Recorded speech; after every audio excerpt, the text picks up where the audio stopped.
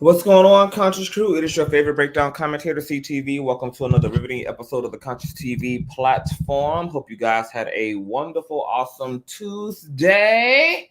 You know what we're here to get into. Before we get off thick into this commentary, I need you guys to thumbs up this video until it is absolutely stuck. Thumbing up helps with YouTube's algorithm, but more importantly, it triggers up YouTube's notification system. So when you thumbs up a video, it is equivalent to knocking on the digital door of other Conscious Crew members and telling them to get their asses into the sanctuary because the preacher is preaching. What's out?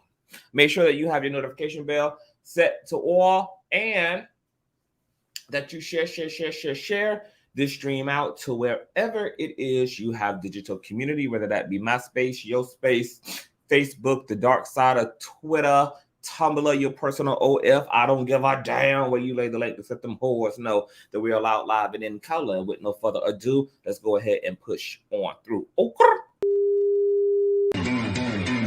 I know a place where you can recharge your soul. Baby, that's Consciouztv. And in the midst of brokenness, he gon' see your asshole. Baby, that's Consciouztv. You gon' heal, you gon' laugh and catch a little shade. Ooh, girl. Y'all know he be slaying, y'all better stop playing. Come hear what he's saying. Ladies and gentlemen.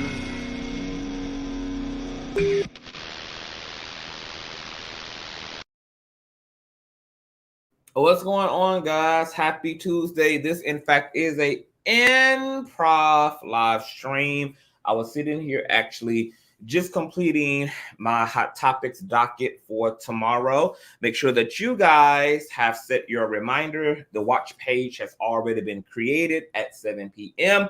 Eastern Standard Time tomorrow. I may have a special guest hosting with me regarding this Hot Topics live stream tomorrow. Girl, we're going to be getting into Miss Britney Spears and her recent split from her handler. Girl, the Spears done been accused of cheating and everything, child.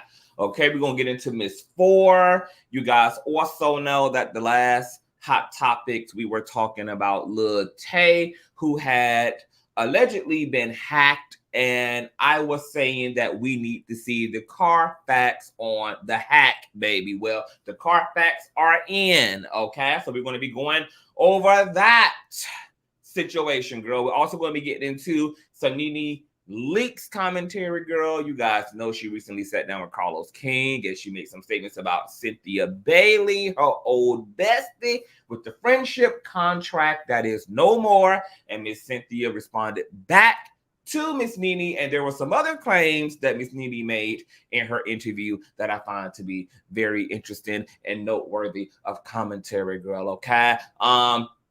There's a lot of folk on that docket, girl. There's Marlon Wayans, the Judge Joe Brown, Coonan, girl. So just set your reminder, child. We'll be getting into the things tomorrow night at 7 p.m. Eastern Standard Time. Once again, make sure that you go over and set your reminder and thumbs up ahead of time so we can just get to it and do it.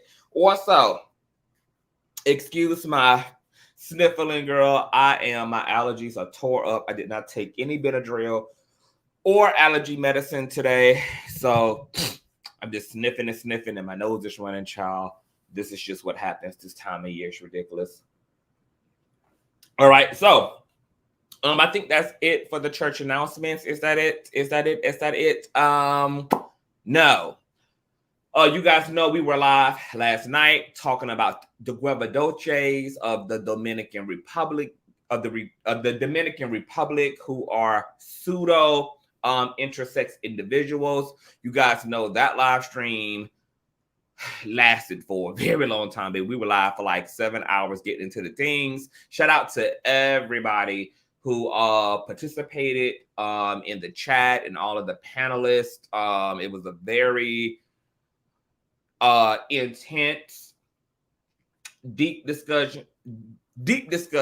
It covered a lot of ground, and as a result, one of our Conscious Crew members, who's actually an intersex person, she wants to come back onto the platform to speak to some of the things that were spoken about in that live stream from last night. So more than likely, we'll be doing a weekend commentary And I'll more than likely also be bringing Neo X back as well, because Intersex said she wanted to speak with Miss Neo. So this should also be fascinating. So be expecting a part 2 to that live panel from last night this coming weekend at some point. All right, so let's go ahead and get into it, girls. So black men, of course, as always, are on their bald-headed hoe-ish like a mother lover. Okay, we're going to get into rapper Gunplay first and foremost, girl, who was recently arrested on child abuse and domestic violence charges, girl. Okay.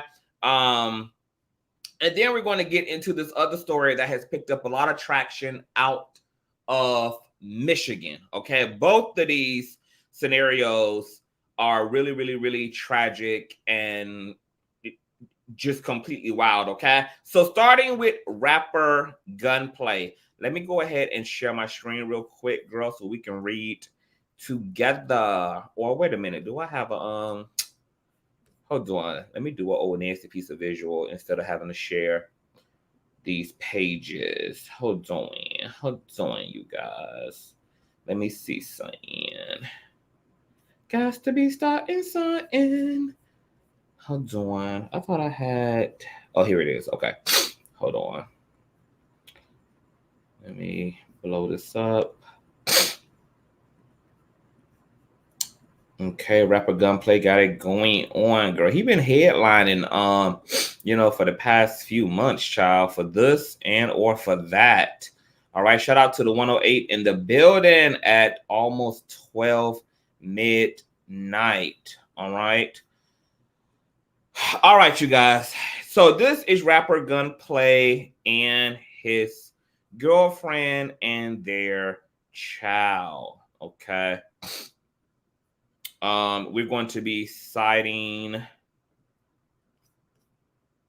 MiamiHero.com. Okay. Miami rapper Gunplay accused of pointing an AK-47 at his wife while she held their baby. Miami rapper Gunplay remained in jail Tuesday morning after his Sunday morning arrest on domestic violence and child abuse charges. His wife told police that he put the end of an AK-47 assault weapon to her chest while she held their infant daughter. Quote, "I will blow your shit back," said Gunplay, shouted at her. As of 7:30 a.m. Tuesday, the 43-year-old, whose real name is Richard Morales, remained in Miami-Dade Corrections custody. Morales hadn't posted his $17,500 bond on charges of domestic violence battery, domestic violence false imprisonment, and domestic violence child abuse without great bodily harm. An arrest report says Morales issued denials to the police about all the accusations associated with the charges. After he posts bond, Gunplay will be on house arrest and under the standard pretrial stay-away orders regarding his wife and their 6-month-old daughter. An arrest report says after returning to the Camden Brickell apartments from a family dinner out, Morales was enjoying some Xbox video game time late Saturday night. His wife told police that Morales was highly intoxicated and loud playing his video game, which she worried would wake up their child. Morales reacted, she said, by throwing glass cups and liquor bottles at her. She said she covered the baby with a blanket to keep her safe from any flying glass shards. That's when the report says that she told police Morales grabbed an AK-47, pressed the barrel into her chest, and declared, "I will blow your shit back." Morales' wife said she wouldn't let her leave the apartment and tried to snatch their daughter from her by the neck and head. She told police she began yelling for help. Morales went into the building hallway yelling for help, and she put the AK-47 into her luggage. When Morales ran down the hallway, she said she left while her parents had called police. My. Then the article ends there, girl.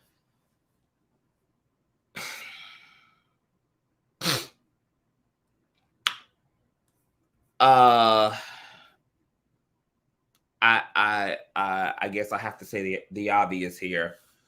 Are we surprised that a grown-ass man named Gunplay actually played with guns? I don't even know where to begin. First and foremost, I have to say to all gay men, all trans women, and all biological Black females, this, unfortunately, are the consequences of marrying, being involved with, and procreating with hoodlums and heathens.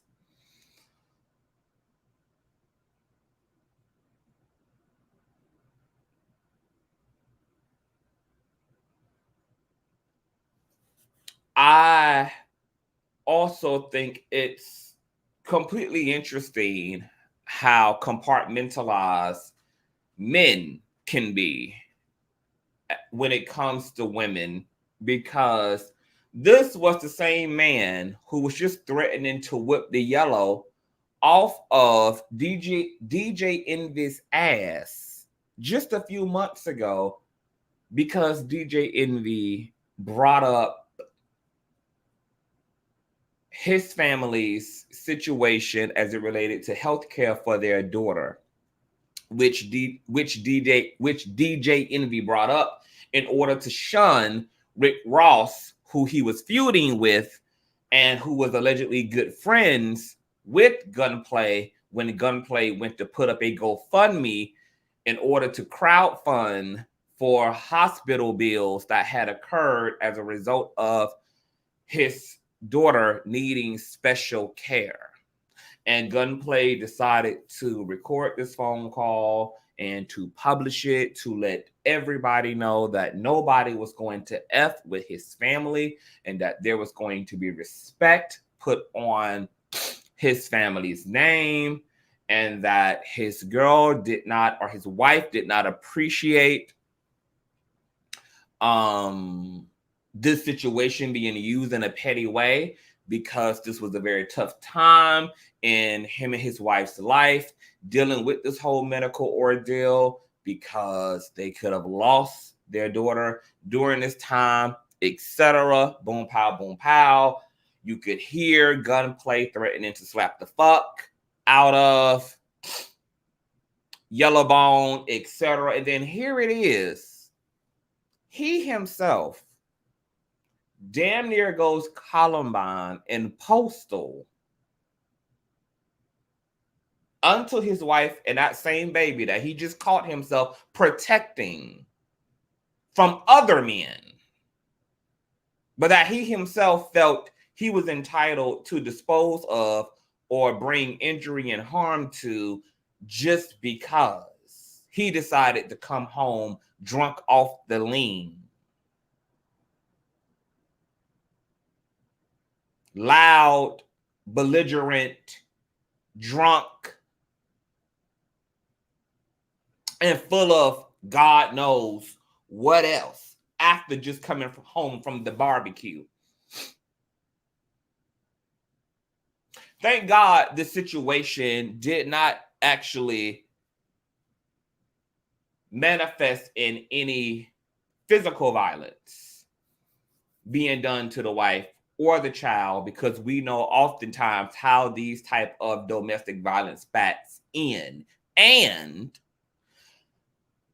I'm going to be looking for Gunplay's wife to file for fucking divorce. Because a nigga putting an AK-47 to your fucking chest and threatening to take you out of this world from your family, take you out of this world from your daughter, take you out of this world from everything that you love, and being willing to commit that type of violence without regard for the baby who's adjacent to this whole situation. According to reports, glass liquor bottles are being tossed through the air, easily could have resulted in death or severe injury to the child. And then even as she has the child in her arms, this man was threatening to unalive her. That's not a conversation. That's not something that can be reconciled through a conversation. That's not something that can be reconciled with $10,000, a Birkin bag, and a new foreign vehicle in the driveway. That's not even something that can be reconciled over the course of a few months of separation and him begging me to come back. That's a consequence. That's an action that has to be met with a severe consequence that has to be followed through all the way to the very fucking end.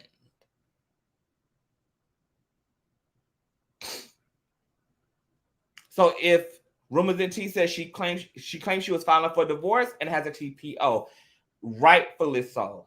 Because this is it, baby. I know the marital vows say till death do us part, but the only way I'm going out, bitch, is through natural causes.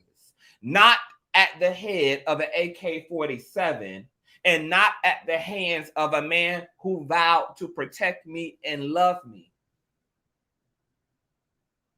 For better and or for worse. The love part.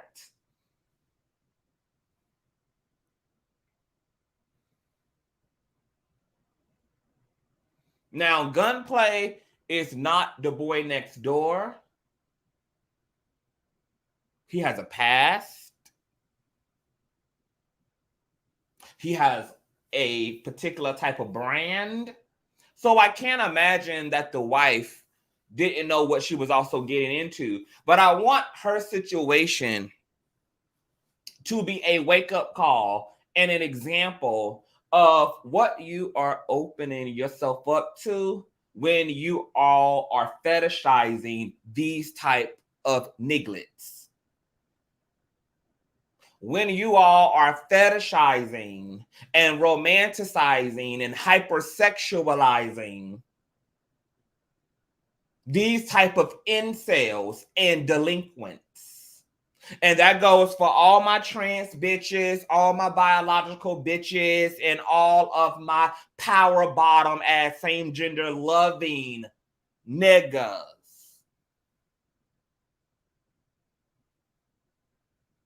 The trade are unaliving the gay boys, robbing them down there to the Broadway, robbing them down there to the Chevron, robbing them down there to the Jack and the Grinder under the guise of giving you some good dick and a lick.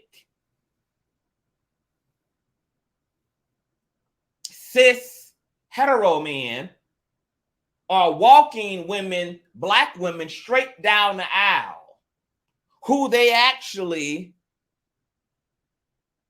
don't have any actual love or honor for and who find to be completely disposable.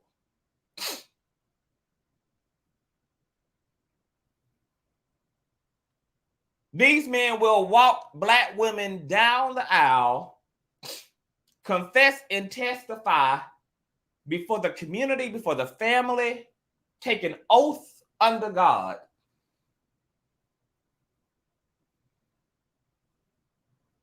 while knowing that if you hurt them in any way, disrespect them in any way, dishonor them in any way, that they are willing to take your motherfucking life.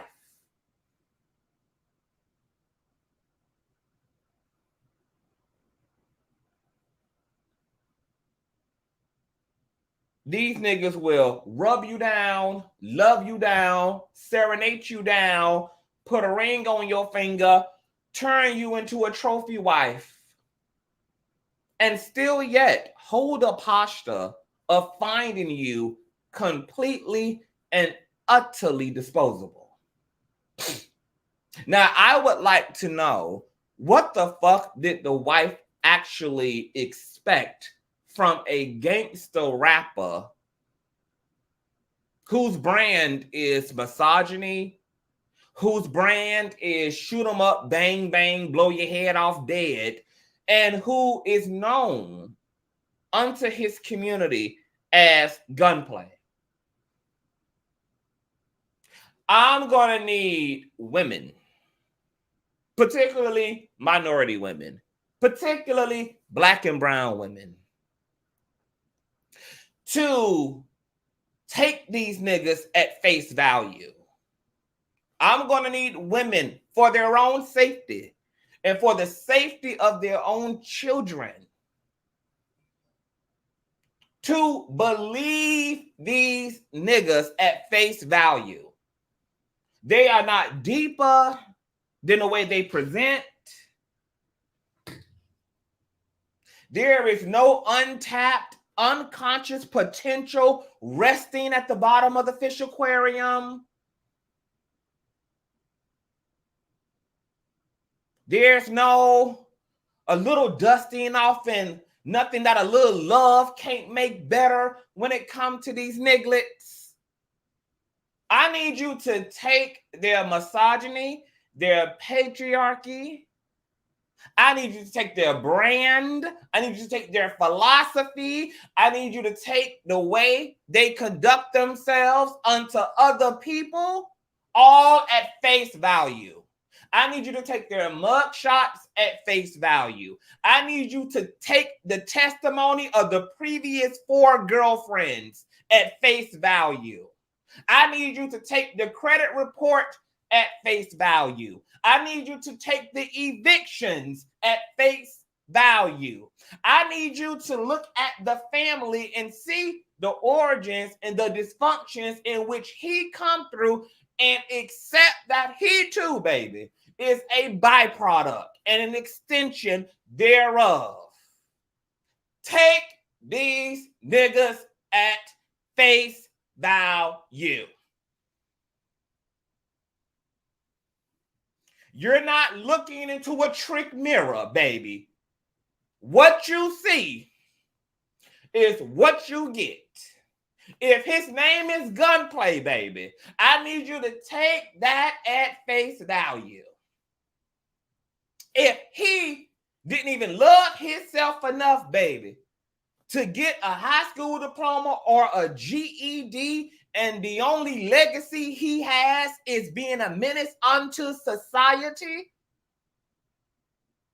and turning a musical art form into a space of toxicity and misogyny, I need you to take that at face value, sugar. I really do.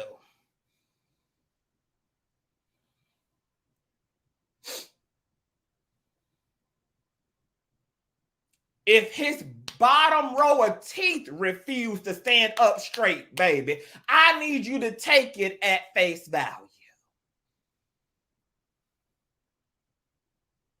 If his damn teeth won't even grow up, baby, take it at face value.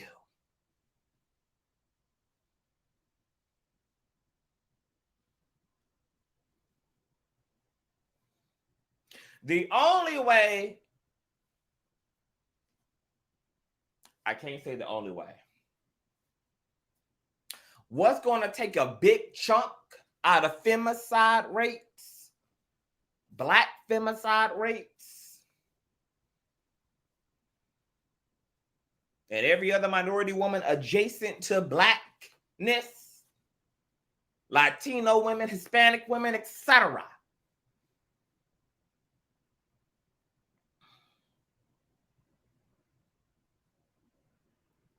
is if Black women start loving themselves enough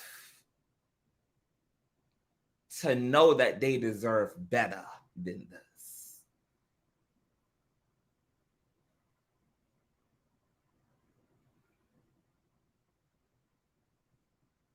To understand and accept and literally deconstruct the attraction to this form of masculinity, which is in all actuality toxic and developmentally delayed. That what is being fetishized as thug and masculine and being brick hard and dense is nothing more than an attraction to a nigga whose emotions and mental are on the fucking spectrum. Essentially, what all of y'all who have a affinity toward thuggery and a dense masculinity are just attracted to niggas who ride the very, very, very short bus. The short bus in you is attracted to the short bus of another motherfucker.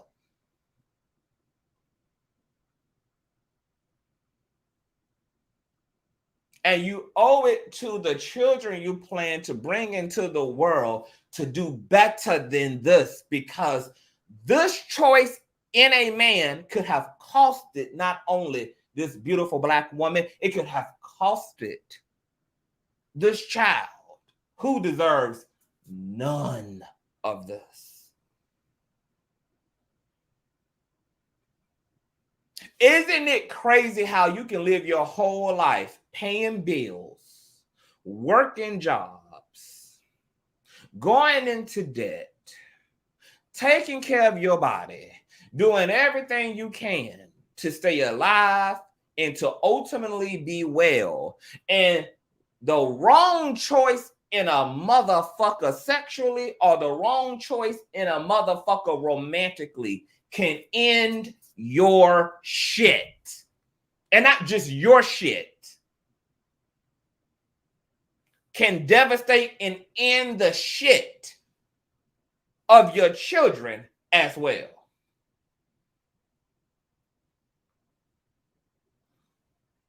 These niggas are not well. That's why on this platform, year after year, panel after panel, I talk constantly about patriarchy, toxic masculinity, talk about these niggas needing to be in alignment with their divine feminine, challenge sociology, talk about the way that black men, black women have been socialized, etc. These niggas are not emotionally well, and unfortunately, it's not even in part their entire fault. It's the fault of the system. It's the fault of the culture, who also encourages, who also motivates, who also stimulates and arouses this level of toxicity and this brand of so-called masculinity. And then when that masculinity enters into a state of chaos and it rears its ugly head because the culture has fostered and encouraged something that is chaotic and unstable, like a nuclear force, unbeknownst to them, then all of a sudden, the community that was shot up, the club that was shot up, the innocent bystanders that were unalive and caught up in crossfire,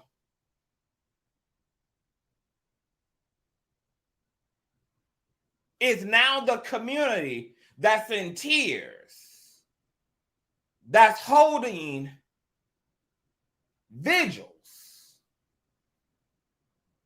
and ceremonies and honoring the dead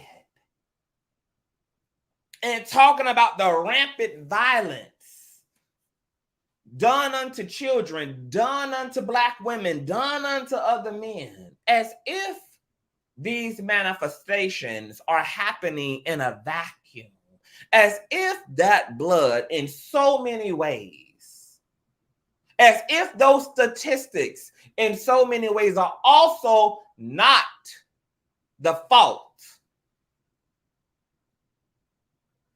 of the culture and the community itself.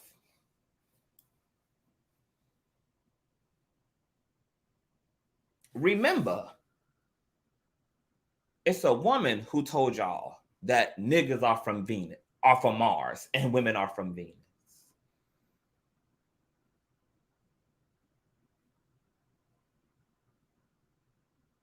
We do not socialize Black men to be emotionally intelligent, because to even be in touch with your emotions is considered to be what? Wimpy and sissy and gay.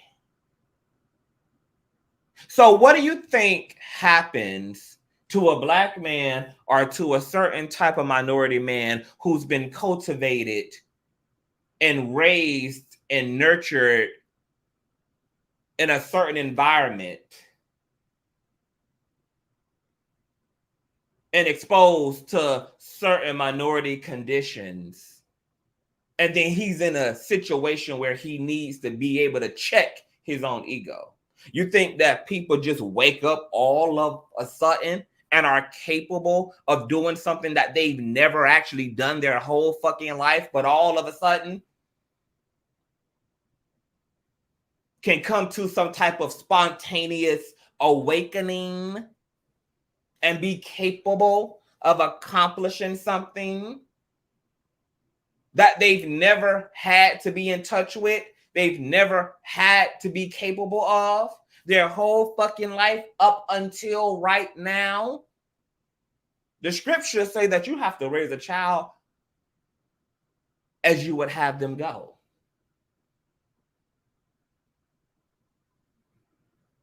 This is the pitiful, tragic, fucked up end result of Black men being filtered and programmed and indoctrinated through a system that tells them that part of manhood is about being able to isolate yourself from your emotional body.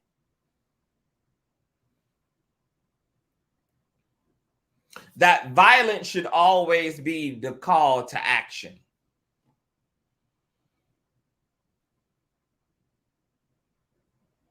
This is what happens when those little boys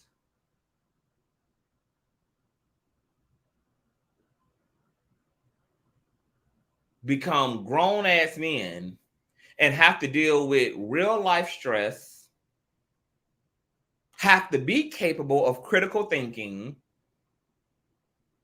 and are going to be in situations that call for dramatic emotional regulating and end up being developmentally delayed.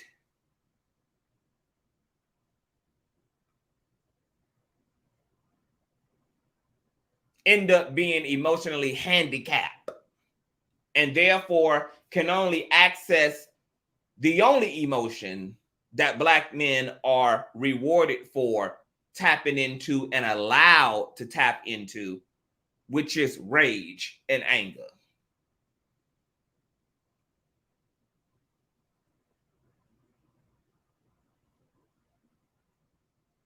I keep saying it over and over and over and over and over again that as a community, we're going to have to take a really deep fucking look at the philosophies and the ideals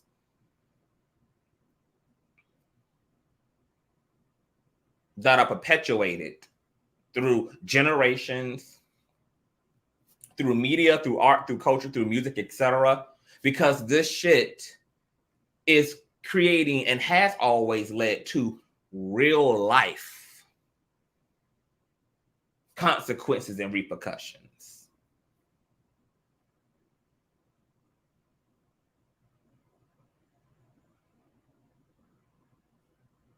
But the Black community prefers a thug rather than a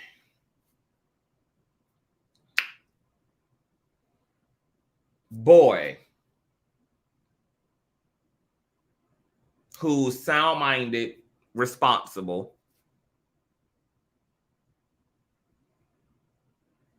has healthy expressions of emotions, because that boy would be interpreted to be on the soft side. What's being called healthy is being considered soft. What's actually healthy is thought of to need to be hardened just a little bit. Well enough is something that needs to be it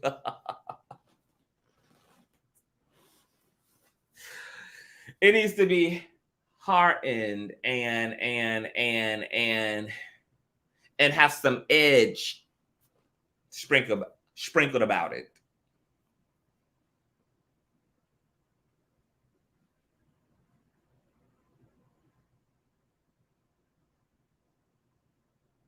There are women who believe that men like Gunplay can offer them safety.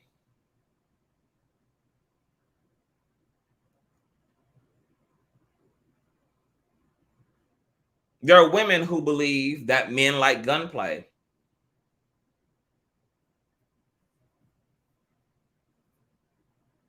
can offer them a security. This is the only type of masculinity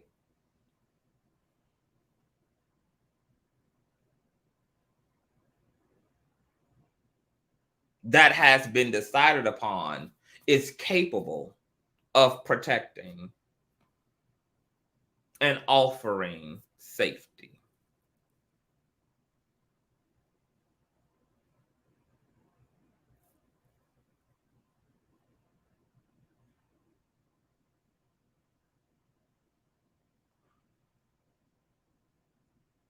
This woman was almost sacrificed because she was willing to see potential and focus on the good in a broken man. Black women, you can't afford it. You can't afford to think like this.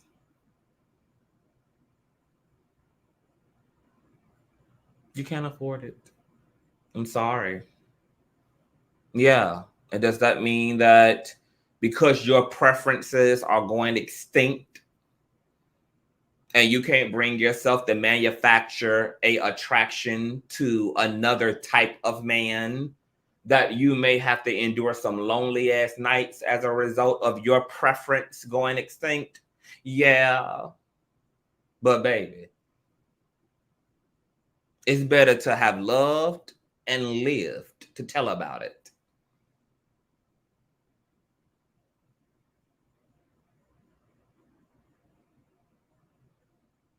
than it is to smash and dash with a thug and wake up with a bullet in your motherfucking ass.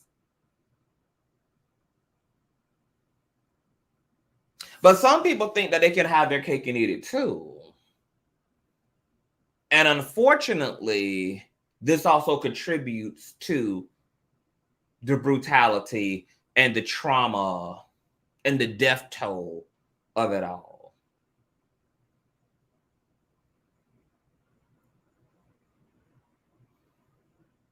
Because you can't. You have to make an executive decision that there is a certain type of nigga that is just completely and utterly disqualified.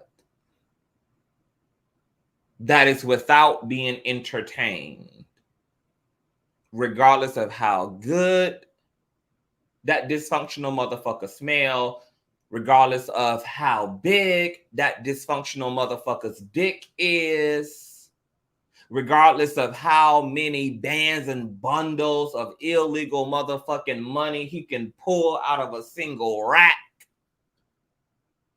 that all of the charms and all of the incantations and all of the allure, the fame, the popularity, that you're going to have to realize that to allow any of those things to enchant you, that a lot of dysfunctional, broken ass niggas will surround themselves with in order to compensate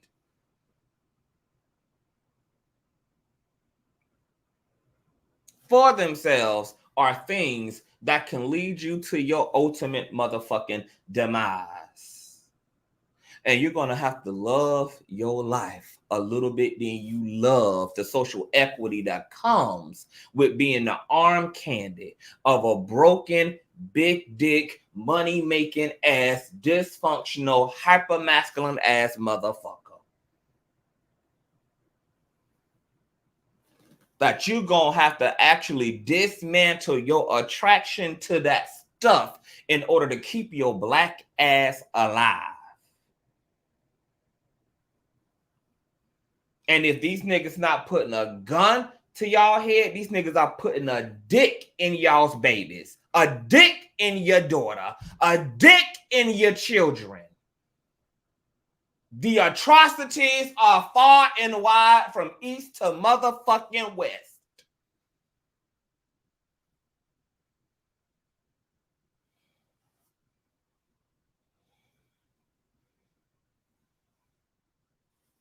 And you should be scared of all of them. Fear will keep your ass alive and in motherfucking formation.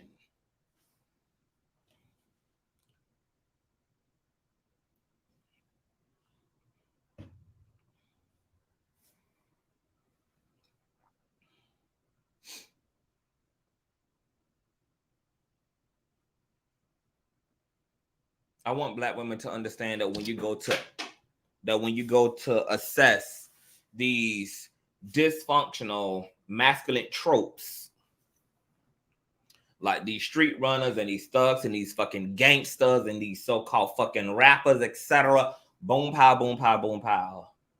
That it's not enough to just pull the Carfax on his mother, who may have raised him well, or on his daddy, who may be a decent man, or on his sisters, his brothers, and his siblings, which all make good people. Because unfortunately, who is raising these niggas aren't even the nuclear household family. It's actually the fucking culture he adhered to. It's actually the shit he listened to when he was the saddest. It's the shit he bumped to in the car when he was the maddest. What you don't even want to look for at this point is the family. You got to deepen the research a little bit more. And you have to analyze the things that these niggas absorb and open their consciousness up to. The music tells you a lot about them. The constant self-medicating through liquor and weed tells you a lot. All these fucking attractions and variables in a man's life is embedded with massive data.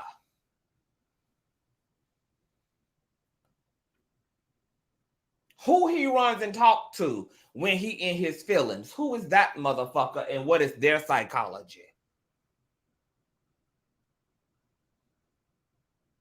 All these things have data in them.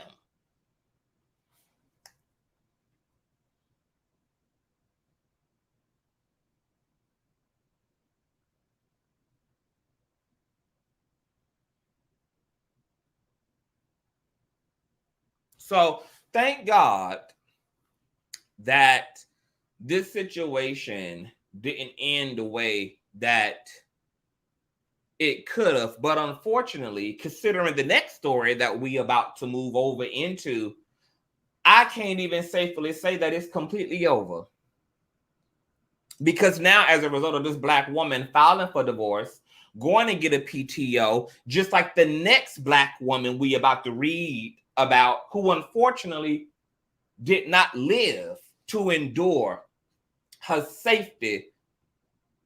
This may be only the beginning of how far Gunplay's wife may need to run, and how much safety she needs to seek as a result of standing up for herself, resurrecting a boundary, and potentially bruising this nigga's ego or causing a narcissistic injury, which could result in this dysfunctional, emotionally and mentally incompetent nigga having an adverse reaction and seeking to hurt and harm her further, physically, mentally, and or emotionally.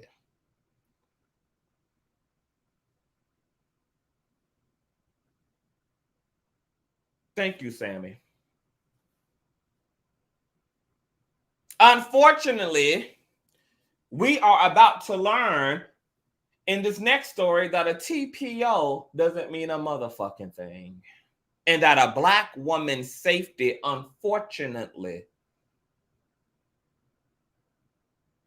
falls all upon her fucking self. Because paperwork ain't never stopped a motherfucking bullet.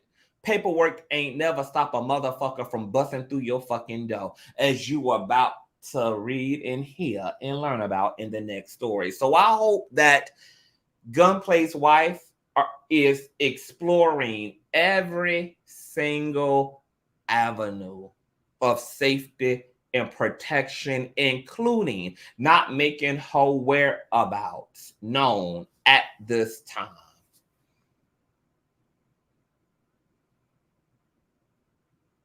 Before Gunplay could ever speak to me, not only would he not ever have the luxury of knowing where I am, but he wouldn't even be able to speak to me until a year's worth of therapy has been enforced. Because there's nothing that he could say to me under these circumstances that is first and foremost worth hearing. And there's nothing that he could say to make me ever feel safe with him again.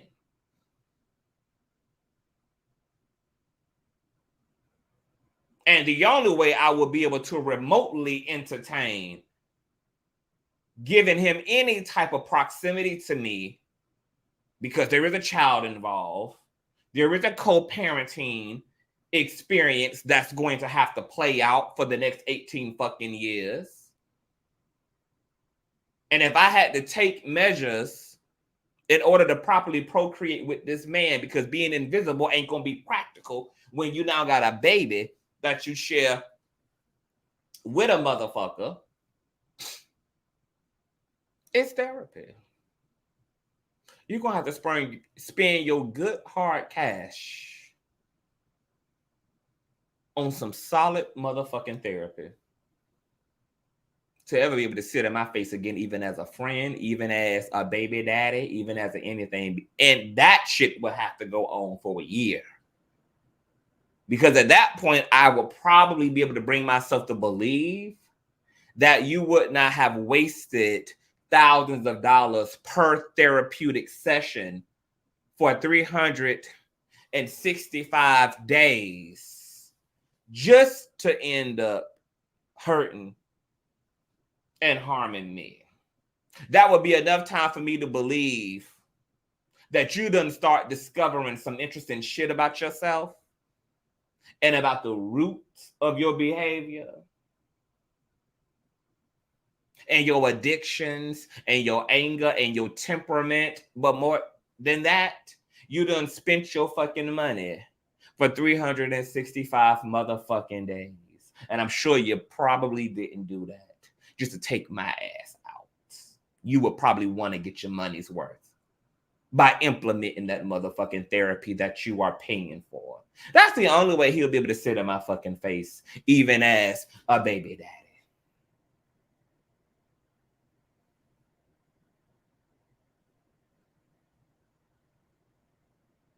But this woman been sitting with a man who been drinking. And she never thought that there was data connected to that. Who been smoking. Probably more than likely doing drugs and doing all the other shit that street niggas do. And she didn't think there was any data in that. And, you know, telling how much she knows about whatever else he does and however else he gets money. And if she thought that that meant she was a bad bitch because she could be with a man like this. This is all things that Black women are going to have to transcend. Because if they don't, could end up be the very circumstances and choices and individuals that will take your ass out of here. These cannot be the things attached to your ideals as a woman. Because a lot of women do feel powerful being with men who have been able to make it by any means necessary, even if it meant them putting blood in the earth, pillaging drugs, and perpetuating addiction in their communities and criminality and crime. These are all things that have to be assessed and transcended in you. And once again, this don't just go for Black women. This goes for Black trans women. This goes for Black same gender loving man. Because there are a bunch of pockets and sectors of the Black community who fetishize this type of masculinity. I don't know about y'all, baby, but I'm turned on by heroes. Baby, give me the dick of Superman and Batman. Not Trick Daddy and Slim Thug. Baby, give me the dick of Robin and Iron Man. Not the baby in Lil Baby.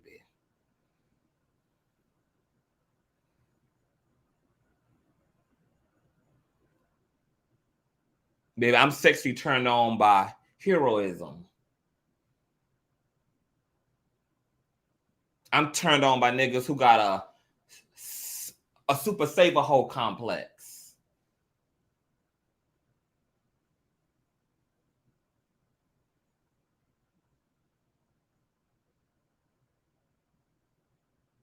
Baby, what you are attracted to can kill you and undo and unearth your motherfucking life. We have to analyze all of the data of our afflictions, all of the data within our attractions, all of the data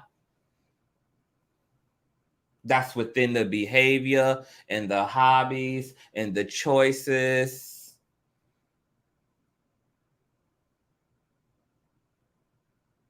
Of our potential partners, because this man Gunplay was sitting in the life of this Black woman named Gunplay with a whole past, a whole present,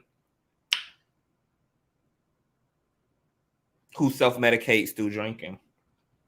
And it all went over her head because nobody ever told her, baby, that it's data and all of that. There's information in all of that. Things are not just because they're just.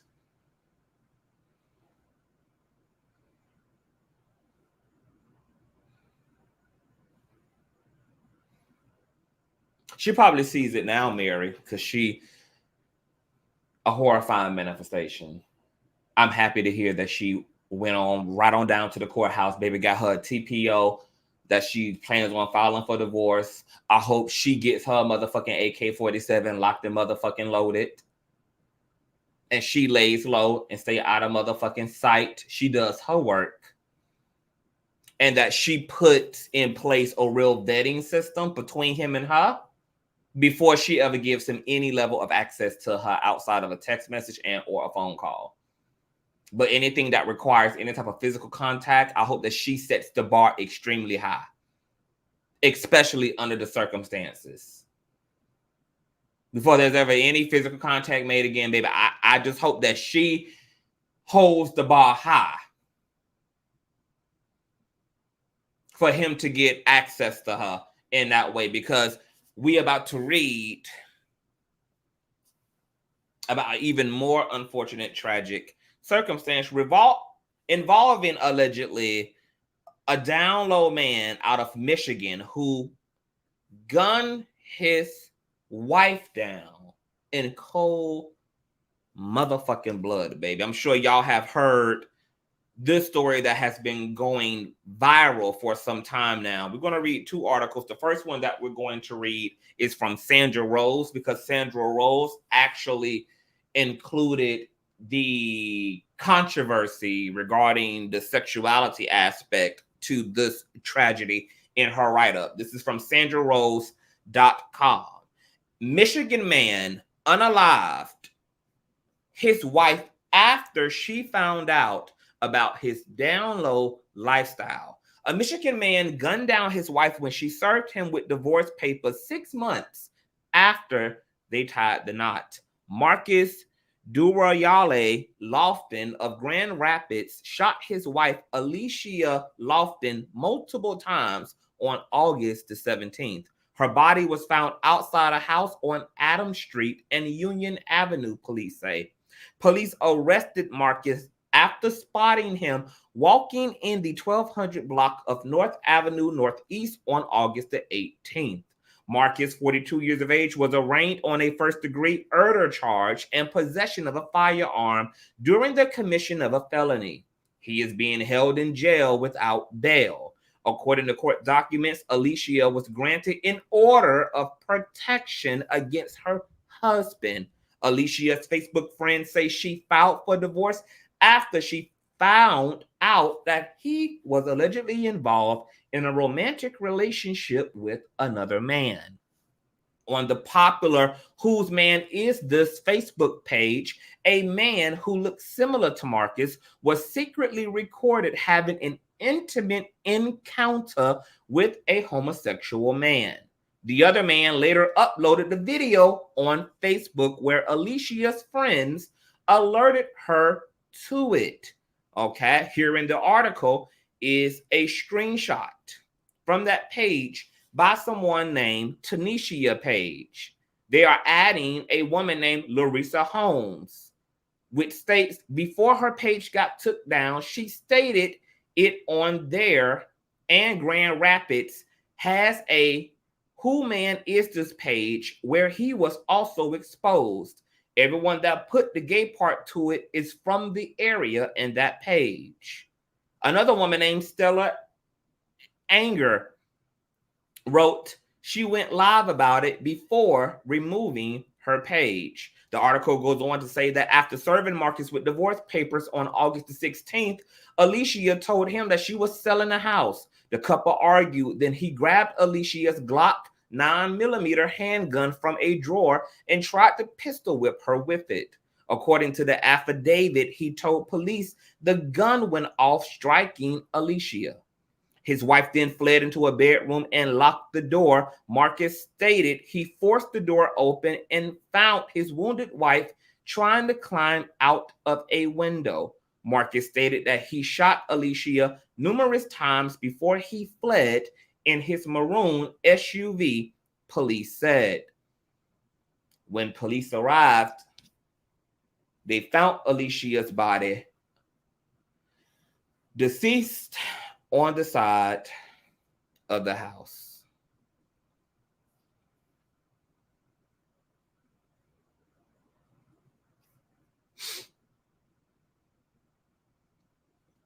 There's a lot to unpack here.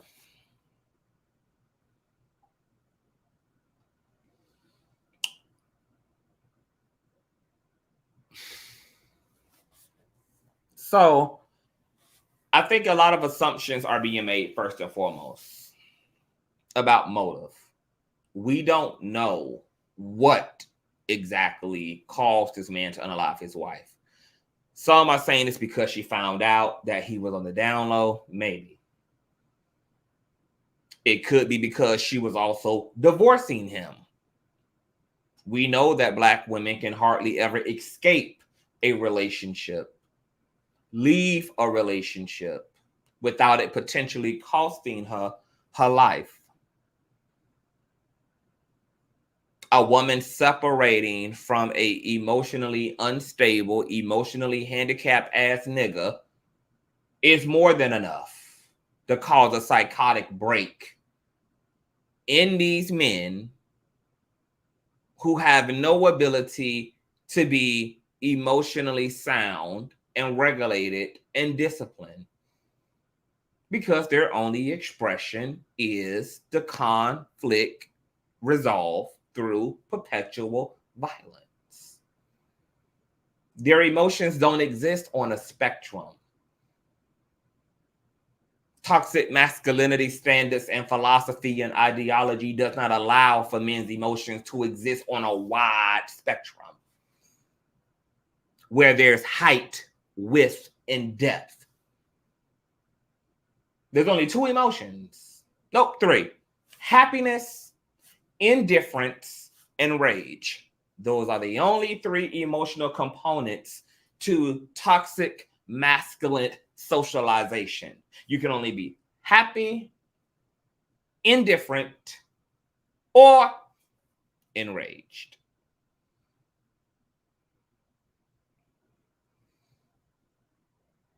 Maybe a combination of all of these things happen in divorce, selling of the house, and the fact that she now knew something about him that she didn't before the whose man is this tea that was spilled. Now, this woman had a TPO in place. As we can see, that TPO, that protective order, that restraining order, made no bearing. Because when someone intends to cause harm to you, there is no law, there is no John Hancock, there is no judge, there's no paperwork, there's no contract, there's no promise, there's no verbiage, there's no nothing that can keep someone who intends to break the law from breaking the law, unless they are physically apprehended and kept from perpetuating that violence.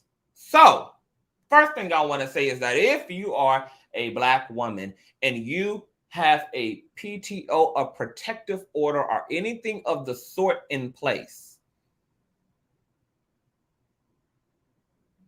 I need you to almost act as if there is no TPO in place. I need you to accept that in a racist, patriarchal, capitalistic, misogynistic America KKK, that self-defense is completely your burden as a minority woman.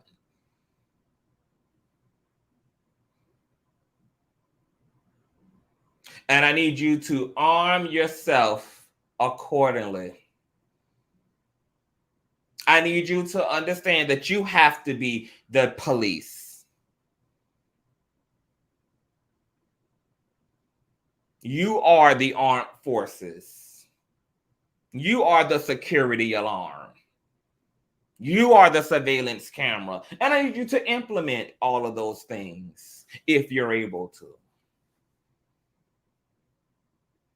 As a minority woman, there is no shield between you and that which seeks to harm you.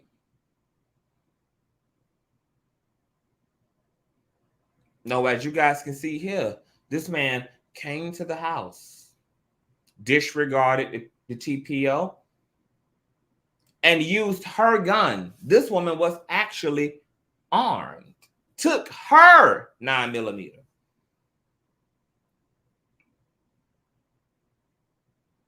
So let's talk about the things we can take away and learn from this incident.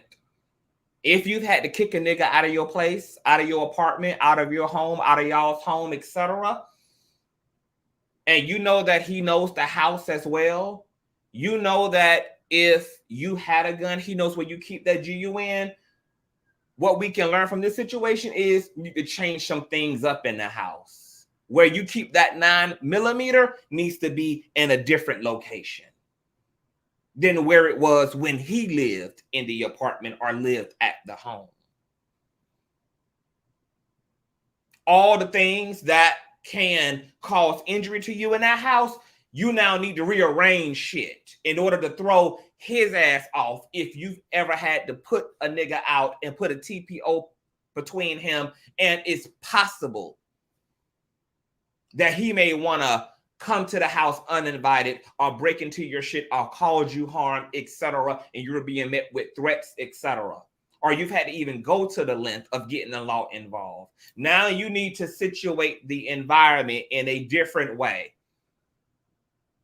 so that now this looks like foreign territory if he ever comes through the door or he ever comes through the window or drops down from the chimney like Santa Claus.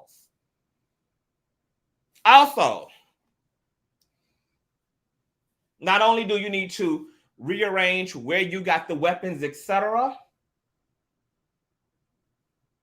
because he would know the landscape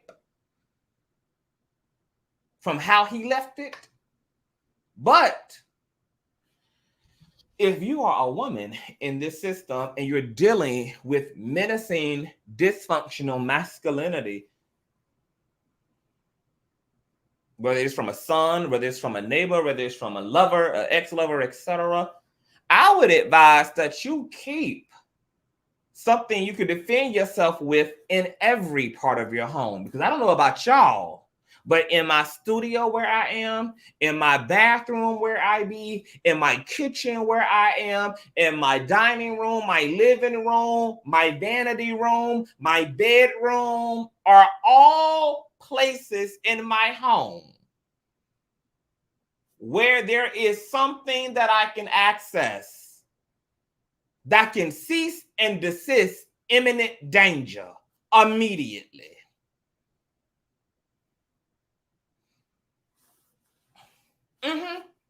In every part of my motherfucking home. Because, baby, I may just be in the bathroom roller setting my hair when your dumb ass want to come through this bitch. I may just be kicking it as Escape would have it be, baby, in the living room, enjoying my aromatherapy when your goofy ass want to come through. I may just be fixing dinner in the kitchen when your ratchet, raggedy ass want to get real froggy. Because I am of a particular mindset that if you stay ready, bitch, you ain't got to ever get ready. You need to have some form, in the words of Moesha, as an equalizer. Some form of an equalizer in every room of your home, especially those which you frequent.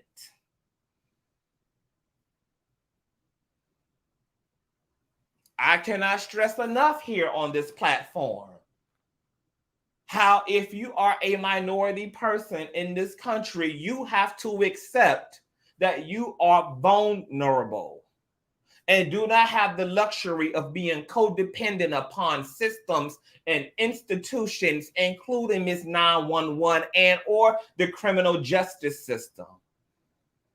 That you have to patent and insulate yourself in such a way that you can ensure your safety at the highest odds possible and made possible to you. That this has to be of importance and priority to you if you are a minority person in the system. And yes, it is more beneficial for you to take that check and spend it on a blicky than it does a 30-inch bust down. That can wait.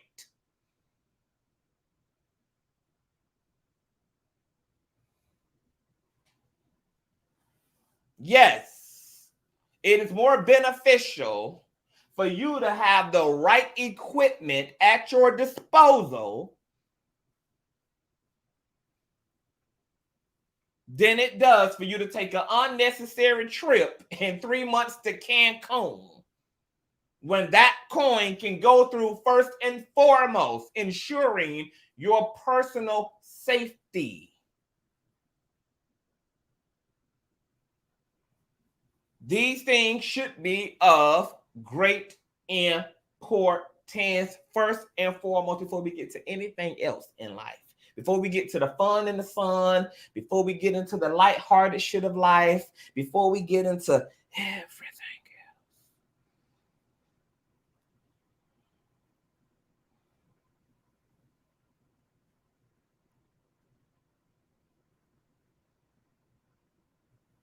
Now,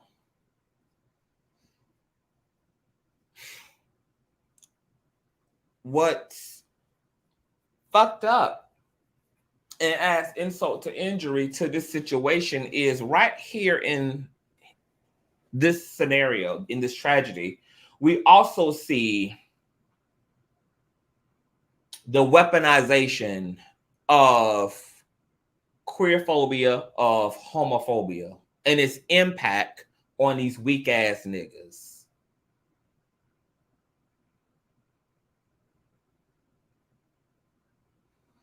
What's interesting about the Black community is its unconsciousness. And as a result of the Black community being completely unconscious and wanting to be without responsibility in the role that it plays and things like this, you had a Facebook page that was created to so-called expose Black men. And nobody who created that page and authored that page and participated in that page read the room and thought about the way that being exposed and humiliated, especially when it comes to this particular type of infidelity, same sex, sextivities. Nobody thought about how the way Black men are socialized and then the grip, gatekeeping,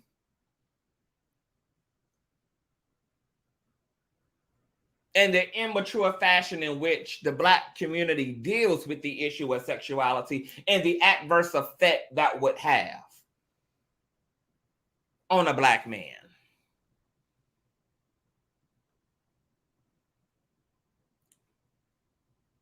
Because anybody who understands what's happening and what has been happening and who's reading the room and who's analyzing the community's behaviors, the community's stimulants, the behaviors and reactions of the community would have known that going about that this way was more than likely going to create this type of outcome. Anybody who been doing the math would have known that as a result of said information being handled this way was going to endanger the life of this here Black woman.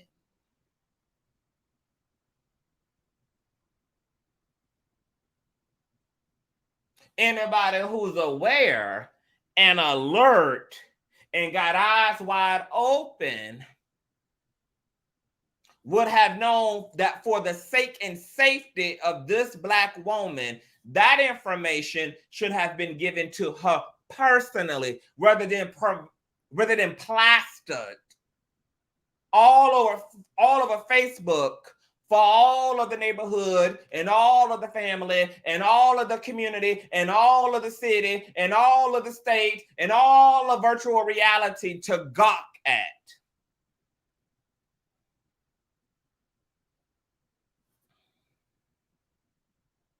Ain't I just said that every motherfucker who authored, created, participated, including the motherfucker who exposed it, the motherfucker who created the page, all players.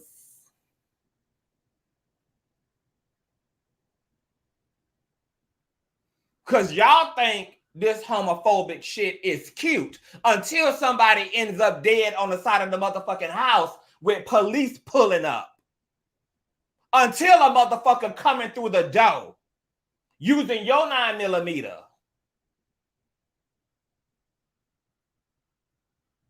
Until you reading about the tragic end result of all the shit that y'all thought was entertainment when it was up on the Facebook page.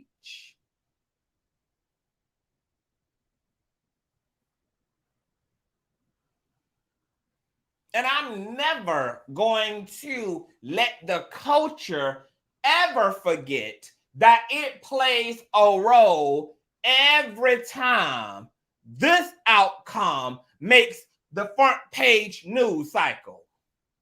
I'm never going to let y'all actually ever forget about the role y'all play. Not y'all, but y'all. The collective. And then y'all think y'all are doing yourselves a disservice when queer men like myself talk about the cause and the effect and the domino effect and the perpetual explicit homophobia in the Black community. Y'all think y'all doing yourselves a service when you look queer people in the face who are talking about the reality of homophobia and say, no, there's no such thing. Rather than deal with the real reality, because in dealing with the reality of homophobia in the Black community, dealing with the reality of the socialization of toxic masculinity and Black men in the community can reduce these fucked up, diabolical ass end results of said ideologies.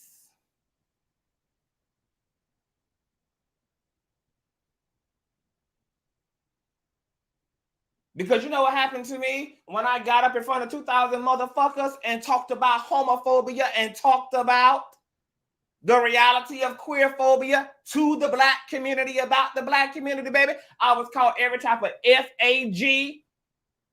Told I was lying on the community. Black people so welcoming, and Black people so loving, and Black people the only motherfucking community that love every damn body. And now there's a Black woman dead hanging outside her motherfucking window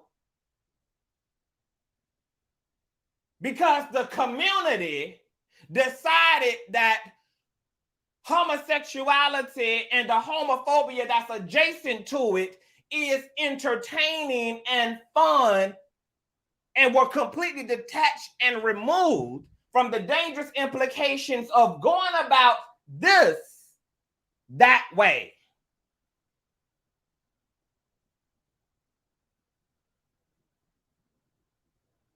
What other reaction are Black men going to fucking have who have never been taught that their desires are normal? Who have never been taught that their desires are natural and okay? Who have never been provided a space to get understanding, information, and affirmation to a truth that live in them. And then when y'all want to use homophobia to browbeat a motherfucker with, and then they have the gall to fucking comply and try to give the community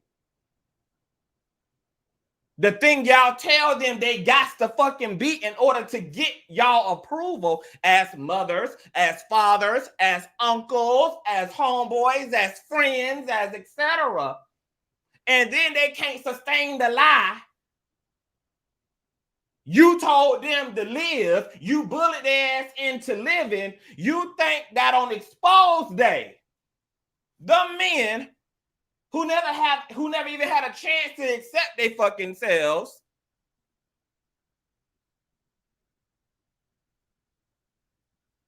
who were told from the very beginning how high the stakes would be if they ever did be themselves, are going to have an appropriate mental and emotional response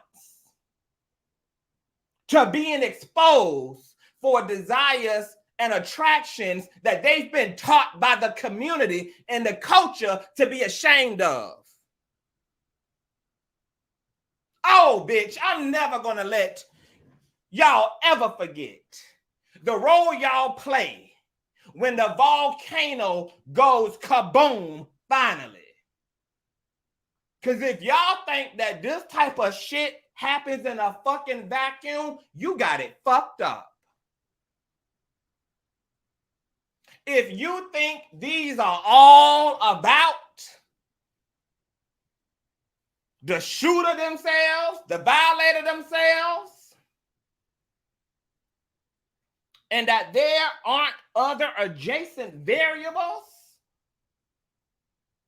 that are going to have to be taken into consideration if we want to participate in saving another Black woman's life, because we couldn't do it with this woman's life.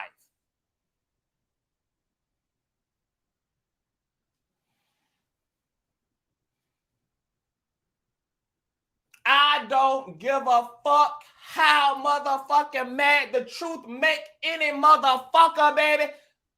I'm gonna shout it and I'm gonna tout it to the motherfucking rooftop, and I don't give a fuck who don't like it, and I'll add more motherfucking to it before I ever take it the fuck back.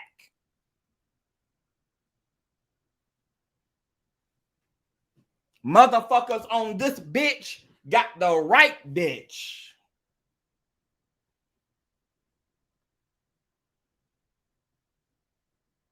I don't give a fuck what you do with your subscriptions. I don't give a fuck what you do with your notifications. I don't give a fuck what you do with it. When you up in this motherfucker, the heat is always going to be at 450 fucking degrees. And bitch, you can't blackmail, extort, manipulate, or bully me with your motherfucking support in order to dilute and suppress the motherfucking truth. Because we're going to testify and confess the all and every aspect of it. A Black fucking woman is dead and lost her fucking life because the community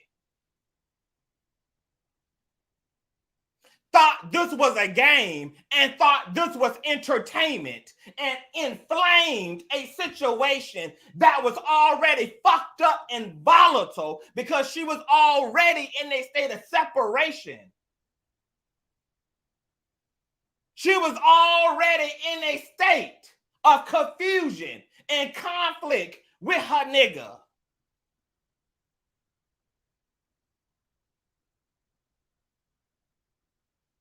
And the goofy ass fucking community decided to take homosexuality, pan bisexuality, and the homophobia that's adjacent to it and inflame a fucking womb, and now a Black woman is fucking dead.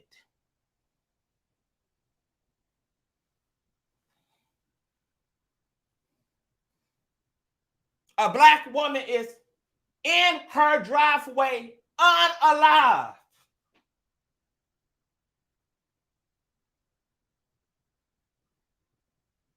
Because y'all think that this shit is a joke.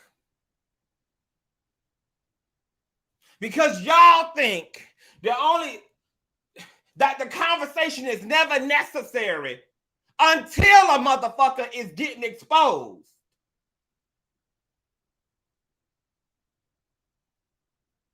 By that time, bitch, there is no conversation to have because the damage is already done. Let's just rewind back the hands of time. Just to a few years ago when that other black woman lost her life because a nigga that she had as a sneaky link, she had been hanging out with for the day. She left to go on by her business, but had to tiptoe back to the house after she realized she left her phone at the nigga's house that she was kicking it with. He wasn't even her man. Just a nigga she was still cool with who had ate her puss a few times or two in the past. Upon her tiptoeing on back into the sanctuary to retrieve her phone, she hear huffing and puffing down the hallway. She goes to take a sneak peek, and then curiosity literally unalives the goddamn cat because, to her surprise, he's in there getting jiggy with it with another motherfucking nigga. What she decides to do, being a goofy ass motherfucker who do not understand the toxic masculinity that black men are already socialized in, and then the way that homosexuality and homophobia then inflames and creates a submersible titan implosion when they are combined all together, is think that it was cute to jump her ass up on Instagram and Facebook Live a few days later, attempting to extort these men by telling them that if they didn't wire her ass $10,000 or $5,000 within a 48-hour period, that the next live she was going to do would involve divulging their identities. And then you know what happened? That motherfucking woman never made it to see another 48 hours. They gunned her ass down while she was in her vehicle, causing her to run and crash into a damn street pole.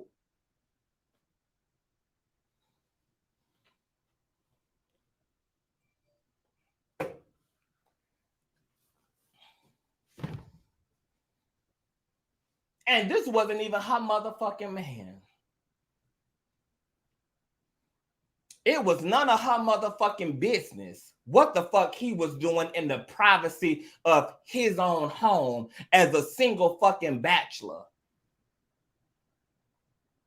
But nobody thinks that that sexuality and homophobia and queer and transphobia are things that the community needs to prioritize healing and reconciling until a motherfucker got a bullet in their head and their car is crashed in front of a goddamn street pole. But up until then, bitch, it's all laughs and shits and giggles.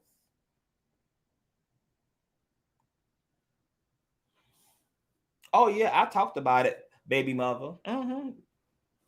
You know, if anybody gonna talk about it, baby, you know it's gonna be me, baby.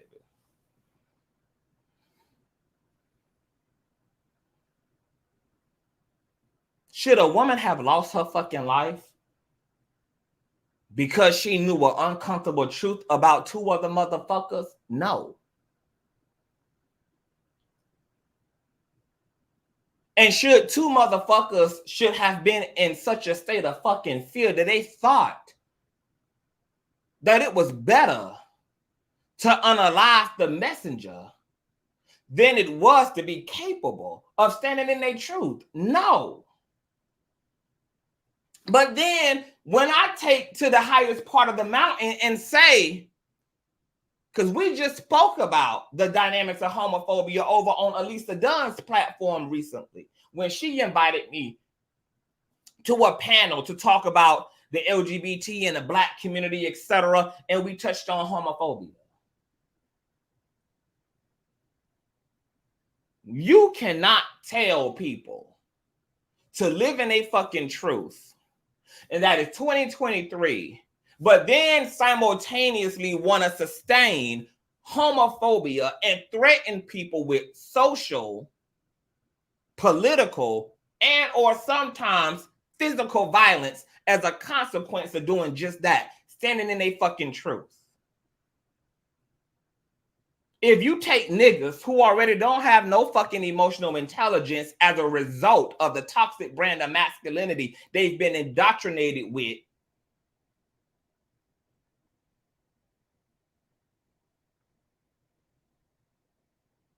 and then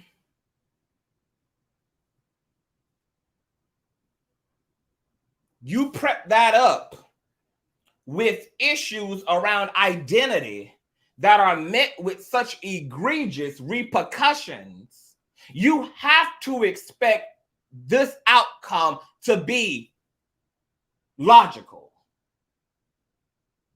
Because no black man in this fucking fucked up, dysfunctional system, it has been taught to be emotionally and mentally capable and prepared to possibly lose his family, lose the respect of his peers, the respect of his father, to lose the respect of his church, to have his position altered if he plays a role in the church, simply because of who he is in orientation.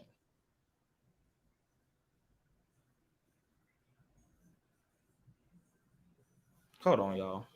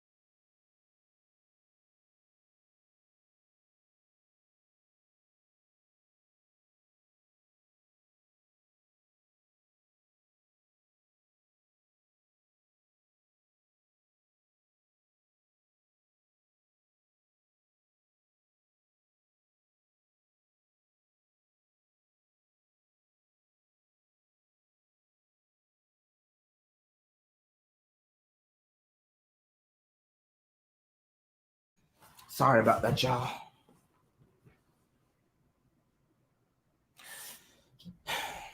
But I don't know where I was, girl. I had a rude interruption. But I completely broke my train of thought. But yeah, you just can't do that. Y'all want to sustain a culture that makes black men emotionally stupid, but then also want them to be capable of being grown men and making informed, intelligent, sound-minded, healthy choices. It does not fucking work that way. It doesn't work that way. If you want to raise emotional midgets, you're going to get an emotionally, developmentally delayed motherfucker. That's what's going to happen.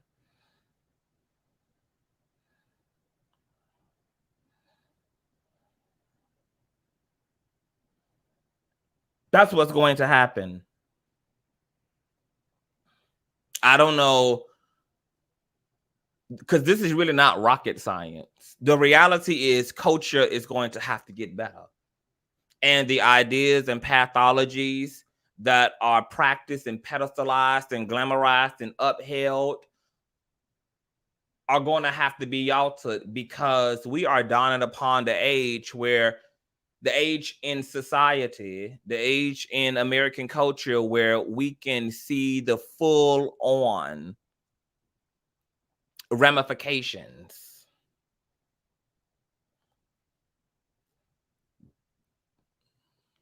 of said ideologies. I don't know when enough is going to be enough. How many more Black women have to procreate, have to be forced into proximity, relationally, sexually, intimately,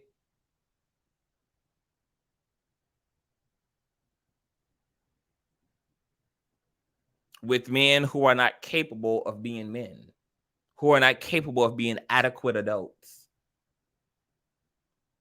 And this is much deeper than parenting, because at this day and age, with TV, with the internet, and with technology, we literally have data that suggests that the influence of the culture has greater impact on these young minds than anything that's being reinforced in the household. So we can't even fully now blame parents themselves for the outcomes, because parents, guardians, are completely being out-parented by the culture which young folk have immense access to, which now means that that parents are going to have to go over and beyond in order to control the cultural values that they believe their children need to grow up as adults to honor and to evangelize and to live by in the world, even if that means in this very technological age where everybody has a phone and everybody has access to the internet, that in your household, there's no such thing. Because nobody actually needs a cell phone.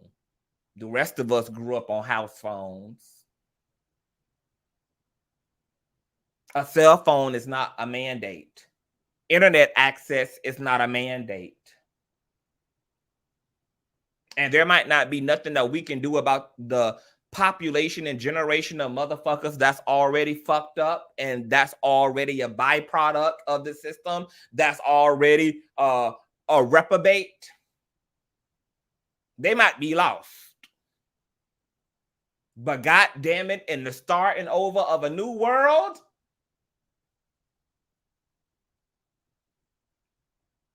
every stride and attempt is going to have to be made, baby, in order to curb the toxic ass influence of the community, the pathologies from Black families that are transferred intergenerationally. If it means motherfuckers also not being able to know their grandma or know their uncles or be around their cousins, baby, because them motherfuckers are toxic, fucked up, and reprobate, then that's what the fuck it means.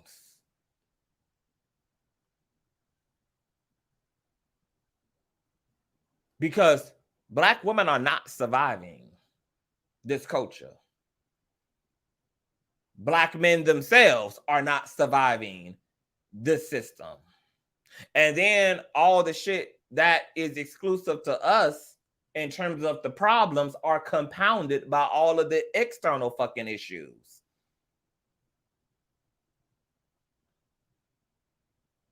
Outside of ourselves.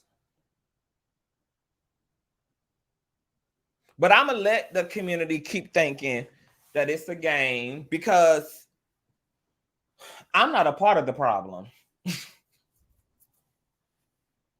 And it's sad that those who act as messengers and those who come and testify to the God-given truth and talk about the actual polarizing reality of the way shit actually is are the ones who are constantly met with rebuke.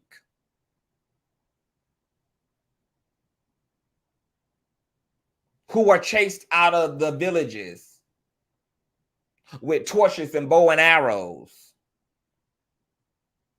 Because rather than being capable of sitting in, analyzing, intellectualizing, and being proactive about the ugly, polarizing, cold, diabolical truth,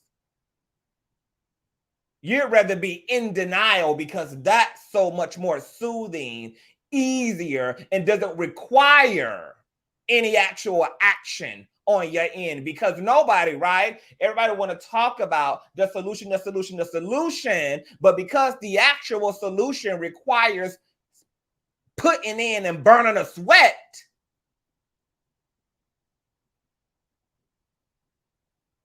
the solution either needs now to be someone else's doing and burden,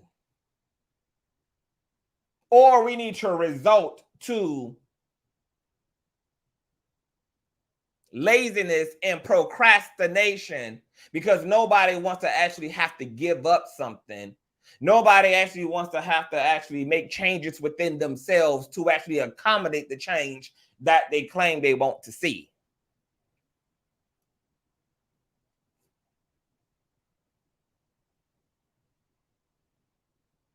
$300 motherfuckers unsubscribed from my platform during the 2 weeks that gender shit was transpiring, because I had the unmitigated gall to stand on the progressive solution rather than to rest in the unhealthy, sick-ass, divisive narratives that the collective would like to sustain. But then we want to sit here and hold a vigil for the manifestation of those raggedy, ratchet, divisive ass cultural narratives around sexuality and gender, when somebody ends up prematurely unalived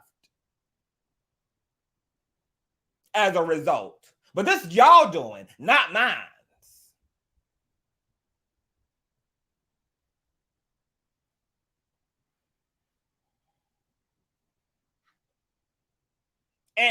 And now look at where we are. Because nobody wants to actually be progressive about the solution.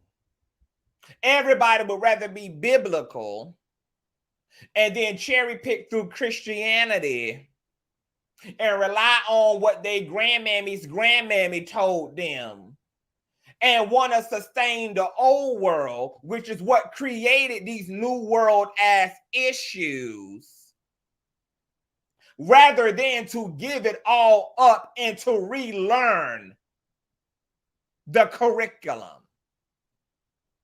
That's what y'all wanted, not me.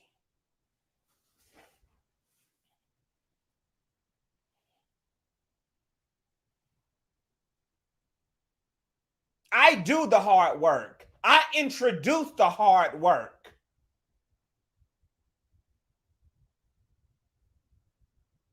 But no, that's too much like right. And it makes more sense to continue to gatekeep and to sustain classism systems based upon upholding certain ideas and certain groups and their reality over others. And then when the brutal manifestation and outcomes manifest, like a black woman being found unalived on the side of her motherfucking house because she could not escape the chaos of a down low black man in a state of fucking dysfunction. Everybody want to act like that blood ain't on their hands too. Baby, long as God put breath in my motherfucking body, I am never gonna let you forget that blood is on your motherfucking hands, baby. And see, that's why them 300 assholes had to unsubscribe, baby, because I'm not gonna let you forget that these incidents and manifestations and tragedies and violences are not one-offs. They are not random. They don't happen within a vacuum. That there is a complex interwoven domino effect that leads from one thing to another, that leads to another, that leads to another, that leads to an autopsy report and a warrant arrest.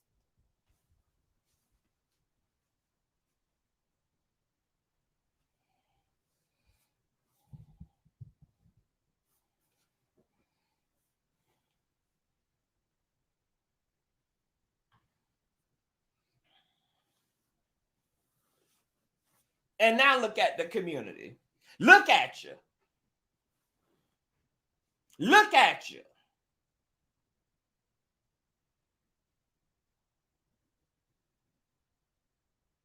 Keep on telling motherfuckers it's not okay to be gay. Keep on telling motherfuckers it's not okay to be trans. Keep on nitpicking and doing all of that shit. Keep on doubling down on your sick shit. And then when the kettle goes kaboom, there don't need to be no wave of cries in the land. Because that's what y'all want. And that's what y'all project onto other motherfuckers. Y'all think it's cute to expose motherfuckers who already been conditioned to be weak. The same motherfuckers who also believe in motherfuckers being cultivated in a dense ass masculinity that leads them and puts them in a state of fragility in all actuality also can be the same motherfuckers that you expect to be the heroes and to be the advocates and to be the leaders of the new world. It don't fucking work like that, boo. Sorry.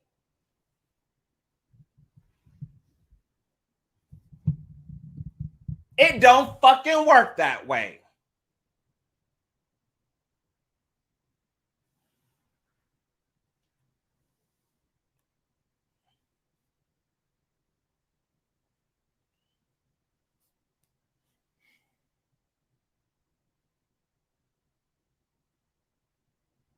I'm gonna just drop the link because I really don't know what else to say.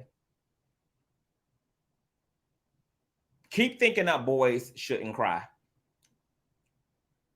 Keep thinking that the glamorization of toxic masculinity is cute and fucking sexy and that it's big dick energy. Keep on thinking that homophobia and sexuality and gender are laughable topics and subjects while motherfuckers are really out here being unalive as a result of what y'all think is a fucking game. And keep on ignoring all of the data that reflects about the community in which those tragedies, those deaths and injustices take place in. Keep on being dumb. Keep on sweeping shit under the rug. Keep on rediverting anger and frustration. Keep on. Because I bet you if you keep on, these femicide rates gonna be sustained. I bet you if you keep on keeping on, baby, the goddamn quadruple or suicide rates of young black youth, young black male youth are going to be sustained. I bet you the goddamn numbers around mass shootings are going to be sustained. They've already been doubled in 2022 alone. We on average have 200 mass shootings a year in this country. 2022, we had 400 and counting because the matrix is collapsing Old people of the new world don't want to allow new data, new ideas, new information, new pathways to be reinstated. As a result, it is creating utter earthquaking, and the end result is insanity and psychotic breaks and episodes.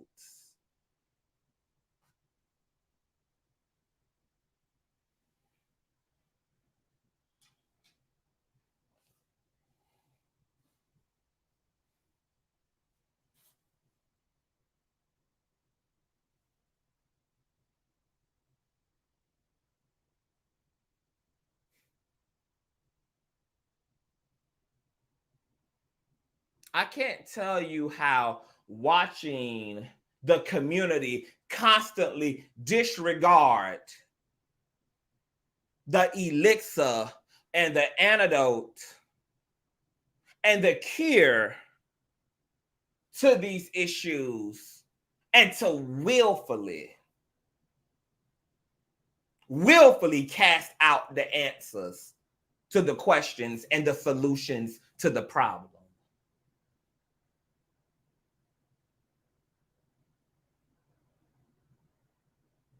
And to just sit back and watch my people just go down with the Titanic.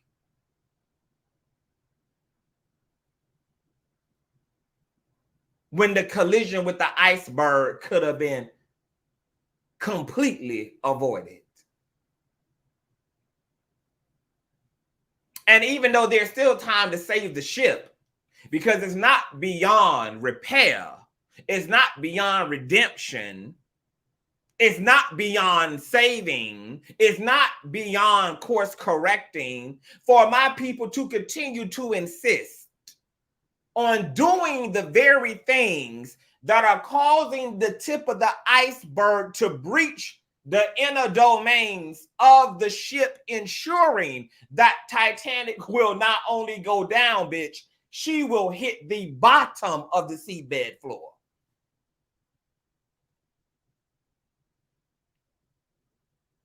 I feel like I'm almost watching the community, the Black community, and every Black identity within the Black community. It actually insists upon self-destruction. Insist upon it. And then have the nerve, girl. I'm gonna drop the link. Anybody got anything to say? Come the fuck up here and do what you need to do, or else this is it. This is all. Shout out to my baby mother FB. Thank you, baby mother. Thank you so much. God bless you, baby mother. I just dropped the link. Moderators, rotate that thing around. Anybody got anything to say about this down low Michigan man who his wife's life? Anybody got anything to say about gunplay? Anybody got anything to say, girl, about the things around these situations that involve these situations? What's going on, IG? What's happening, baby? Shit, I'm about to leave the plantation. Wait for my ride now. I mean, it's so ironic. His name is Gunplay, and he literally played with her life with a gun. And it's the irony, right? The sheer irony. It's Alanis Morissette, like, ironic. Like, it's like he literally, it was in the name. Like, talk about art imitates life or life imitates art. He literally played with her life.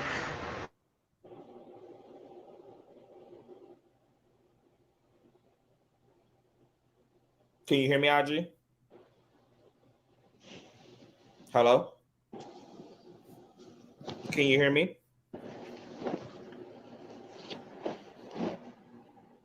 I think IG done lost audio. Hello? Yeah, I can hear you now. The head went out. Okay, hold on 1 second.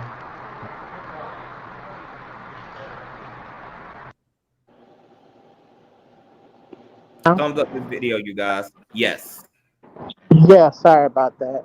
Okay, yeah, I had to get off of this headset.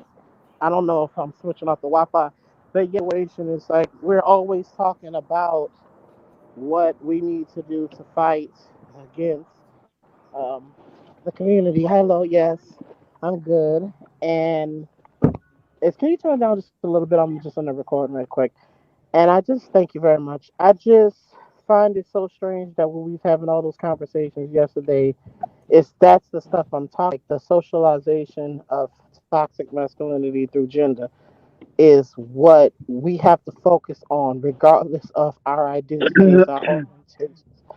This is where we should be addressing gender construct norms because it comes out in these cases more than the alternative. So that's all I have to say for right now until I get back.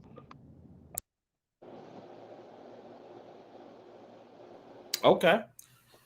Welcome to the platform, Mr. Williams. Your thoughts on what's going on in our community? I, I think it really has a lot to do. Well, anyway, how you doing, Conscious? Hey, everybody in the panel. Okay. I think it has a lot to do with perspective, and it's a story I have. When I was a young girl, I think I was about maybe 7, 8. I was in the kitchen. We lived in a 4-unit building. I'm from Southside Chicago, Mm-hmm. and one of the neighbors was doing my hair, and my mom and the neighbor was talking about another neighbor. This other neighbor, her name was Miss Joyce. We called her Miss Joyce. To me, Miss Joyce was a pretty woman. Okay, she probably was like 5'7", lighter skin. She used to wear like a feather haircut. This in the early '80s, y'all. Okay. She was cute, and her guy name was Sylvester. And my mother was gossiping, and she said, she said to the other neighbor, well, Miss Joyce, ain't really Miss Joyce. And I was sitting there like, what that mean? In my mind, what the hell that mean? And so she came out and said, Miss Joyce was a guy. And my mother looked at me, she said, let me tell you something, little girl. You don't ever repeat nothing said in this house, and you treat her and Mrs. Sylvester with respect. She was so honed in on how, no matter what I knew, I treated these people because they were very, very nice people. And I always, now looking at the whole trans conversation, and I was like, I ain't never known no trans person. And I was like, oh, Miss Joyce. But I still think of Miss Joyce as Miss Joyce because that's what I knew her as. I never knew who she may have been before. I just knew, when my mother said, they had some confirmation about that conversation she even had with Miss Joyce. I say all that to say a lot of people just want to talk nothing as to how to treat people as people, no matter what they think about sexuality or how somebody identifies. That's a whole lot of minutia. But also about how men are socialized in our community. I share way back when about my husband being the oldest of 7 children. And for a while, it was just he and his 3 sisters directly under him, like a year apart. They were step-steppers. And when I first dated my husband in 2006, he was a cool dude. We vibing, all that good stuff, and good loving stuff going on. But I always felt, oh, he a little feminine. This coming back to Black women and how we treat Black men and what we decide identifies as masculine, or what we were taught identifies as masculine. He was a little feminine. And I told my mother that. My mother said, can I ask you a question? I said, yeah. She said, don't think I'm trying to get in your business. I said, okay. Does his dick get hard when y'all try to be together? I said, yeah. And not She said, She said, girl, if he treats you good, you like him, you figure out what y'all want to do together. We broke up or whatever, but we got back together 10 years later and been together for 7 years now with a daughter. That's 3. When I say that man takes care of me, Conscious, I have MS. He don't miss a beat. He don't miss a beat taking care of our child. Sometimes I feel like I couldn't function if he wasn't there to be there for us as a husband, as a father, as who he is in his family. Everybody, they call him the professor. His brothers and sisters. Anything happen, let me call Cole and see what's going on. I had to call you, bro, and tell you blah, blah, blah. He's like the patriarch in his family. And I'm like, really, bitch, you was about to step over this good man because you felt like he was a little feminine? Really? So let me ask you this question. What caused, so how can I ask this? What have you done with that femininity in yourself? Did you eventually make sense of it, or did you learn to be attracted to it, or did you discover it's not feminine actually, or what happened in your consciousness? I think I took the route of my mind versus the heart, because the heart was saying stupid shit. Oh, he feminine. The man was like, wait a minute. He was a boy with 3 girls right under him, and the only male outside his great grandfather around. When I say this man can fix this whole house, clean gutters, get on the roof, nail towels, nail ceiling pieces back in the roof, send his fucking drone up there to see, a couple of towels loose, I gotta get up there. What? Give you that good Texas wood when you need it. Bye. Bye. Okay. All of that, Conscious, I think I had to make in my mind. He was raised with only women. It was his grandmother, his mother, his great grandmother in the house, and their great grandfather. Then him and 3 girls under him. How can he not have a female influence? Heavily. Yeah. Heavily. He didn't have a brother until he was 10 years old. So I had to really think about it. With my the artist will.i.am, he has spoke about the feminine influence in his life because he was raised around a lot of women, etc. But he doesn't identify as gay, but he does. He said he was ultra feminine. Yeah, that he is ultra feminine, and people thought he was gay or growing up, etc. But he don't even have any shame either about those traits. I remember being on an LGBT panel like a few years ago, and I was talking to another same gender loving person, and he was like, I'm just not attracted to other feminine men because he's a rather feminine himself. He's definitely into what the community would call trade and the standard masculinity that's upheld and pedestalized. And he was like, I just cannot. He was like, if a man has any type of a twitch or anything, he was like, you got to be a girlfriend. You cannot be my boyfriend. You cannot be. I can't sexualize another feminine man. And so then I was kind of posturing him to kind of go down the rabbit hole because he's obviously a very effeminate man himself, and obviously he's very comfortable. And he leans into and accepts his femininity. And he also expects other men who are attracted to men to be attracted to his femininity. So I had asked him, because I am obviously a man who is very in touch with my femininity as well. I actually sound, everything you're describing about your husband, it reminds me of me, because at the same time, while I can do hair and I can style and I can twirl and all of that, I'm also in these gutters. I'm rotating tires. I'm changing out transmission fluids. I'm mowing the lawn. I'm repairing roofs. I'm doing landscaping. Like as you were talking about your husband, I was laughing to myself because I'm just like, oh my God, this sounds like me. Like and I love that. But I was asking this effeminate queer man, I said, if you can find your own femininity to be attractive, and you expect other people to be sexually attracted to this femininity, how is it that you don't even have the capacity to be sexually attracted to femininity outside of yourself?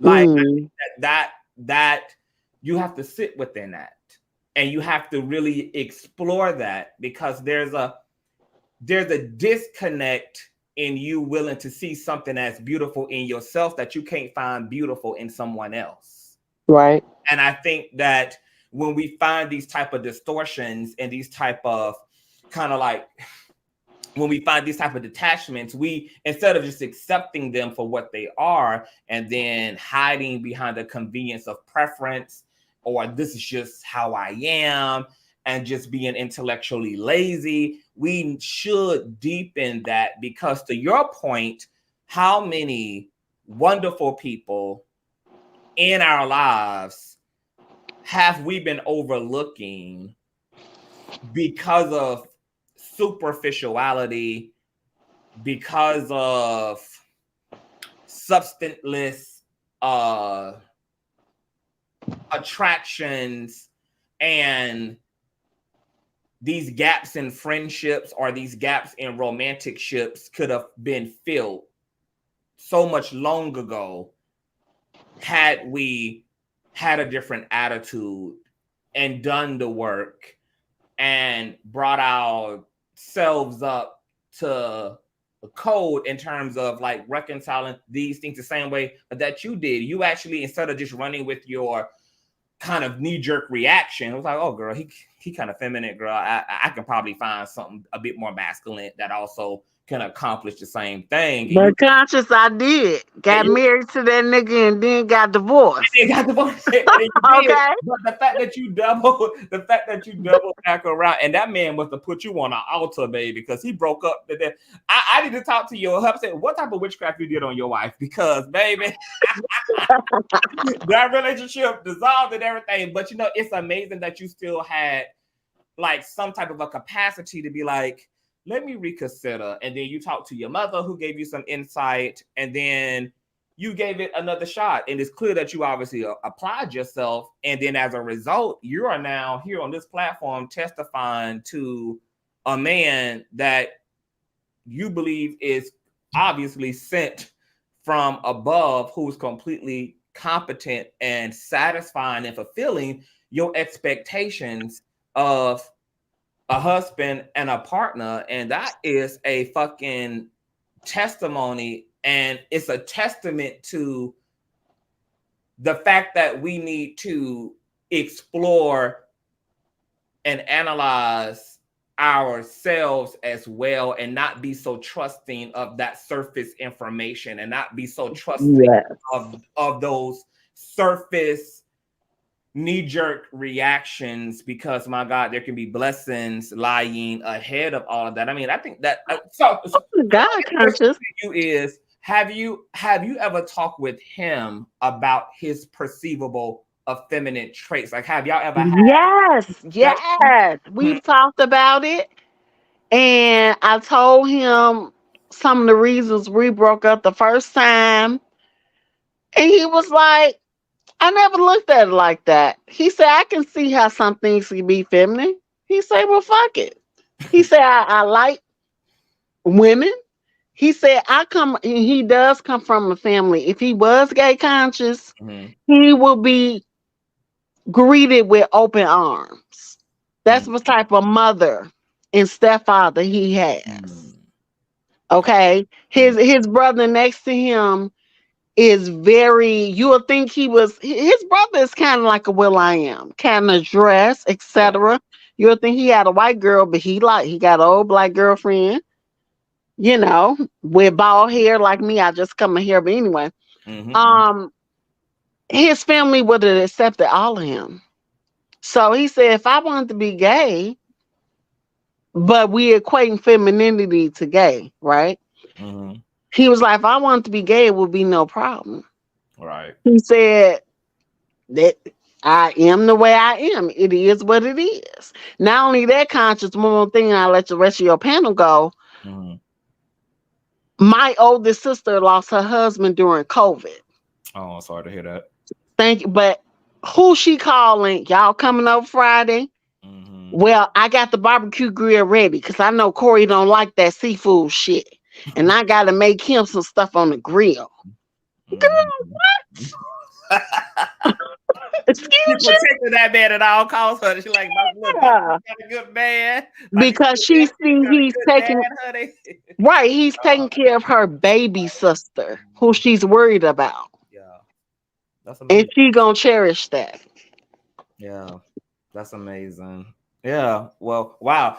Thank you for providing that, and I hope that rings the ears of a lot of people, because Black women, Black trans women, and gay Black men who are attracted to us, to this toxic brand of masculinity, they're going to have to transcend it and do the work, because as we can see from the two stories tonight, this brand of masculinity is actually costing people their lives, or potentially costing them their lives. It's ruining their lives, because I guarantee you that Gunplay's wife, as many red flags as there probably was in choosing him and him as a person, at the same time, I bet you she never thought that she would be held at gunpoint with her baby in her hands by the man that helped her to co-create that child, and that she'd be running for her life down a hallway, that she would be contemplating filing divorce from the love of her life. I bet she never thought she would have to be doing this again and starting over. This was not the plan for her life and what she expected. So, the stories tonight are absolutely fucked up and tragic, because if you make it out with your life, then your life more than likely is also changing forever as a result of being attracted once again to this type of masculinity, which is in a state of chaos. That's all toxic masculinity is. But thank you for that, Miss Williams. Felicia, welcome to the platform. Your thoughts on tonight's story? Well, good morning. Good morning, everybody. Morning. Grace and peace, love and light. Conscious, I've come up here before and I've always say Yeah. to you that I really, truly, deeply love you. Well, And what I do love about you is that deep, empathetic compassion with that intelligence and the ability to express what many of us get on some of these content pages and are unable to process. But what I'd like to do tonight with you is really talk. Yes. Okay. When you opened up tonight, you said, hey, there's a lot to unpack here. Yeah. And you are absolutely correct. And so when I was listening, I'm taking notes, and you says, hey, who knows? We're not sure what exactly was the ultimate trigger, but there was a divorce pending. The man was going to be homeless, or was homeless. He was definitely separated. There was an issue of previous domestic quarreling and violence. And then this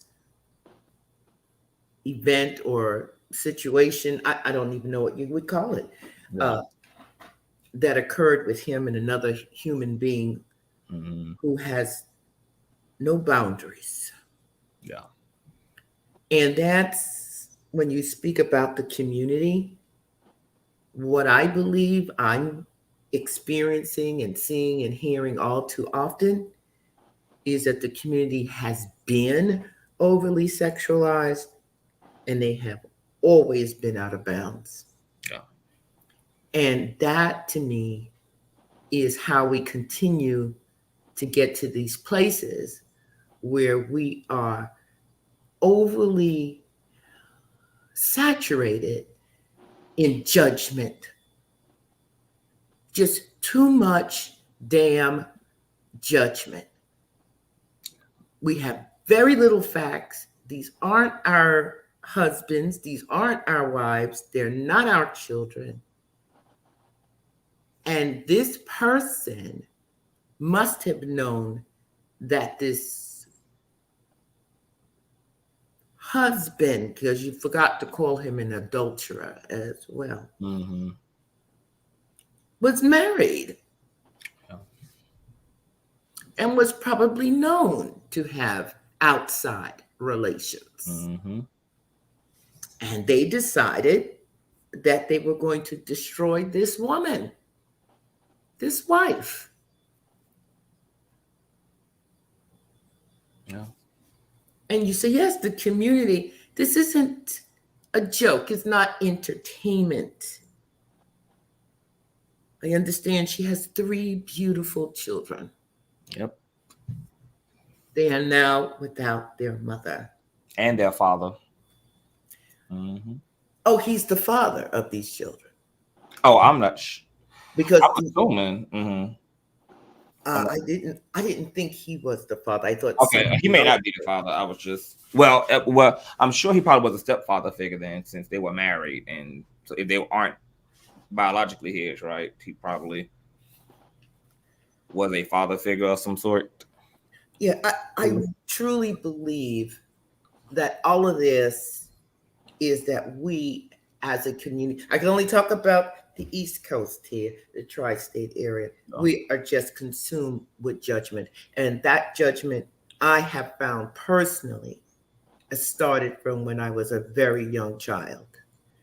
You're viewed by your parents, maybe your grandparents, an aunt, an uncle, a cousin. And as you said, these cousins, they've got a lot to say. They got a lot of opinions. All too often somebody tells you, well, why do you wear your hair like that? How come you prefer these kinds of clothes? How come you walk like that? Don't you like boys? Don't you like girls? Or how come I never see you with a boy? How come I never see you with a girl? All into your sexuality or your sexual preferences before you're even 9 and 10 years of age. At 9 years old, I was being asked if I had my first piece of pussy yet. I absolutely believe you, because as a male child, I would expect that would have been asked of you. You know, I have come up here before and I have spoken about my children. And I believe it's because I had the gift of discernment from a very young age. And I believe you did as well, Conscious. I was able to look at the so-called adults, leaders, and say, nope, that's not a path I want to go on. I don't want to be in those spaces. I don't want to be around those people. And so I was sort of ostracized. She's different, or, you talk too much or you say too much. And it took great bravery and courage to be who you are when you know who you are and what you want and what you don't want at a very early age. And as I have lived on, I can see the benefits of that. It wasn't easy growing up, but it's gotten real easy coming into middle age. It is a wonderful space to be in. Yeah, it is. Because when I look at the cousins and my friends and my neighbors, and I'm not just talking about, being toxic masculinity. I'm not just talking about being overly violent, being amiss of a plethora of tools to offset negative emotions.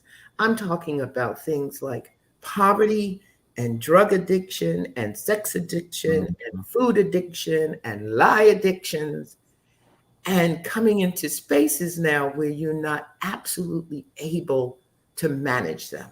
So you turn 42, you get outed for what you've been doing for probably a very, very long time. You're going to be homeless. Your wife is telling you, not only am I out, I'm out.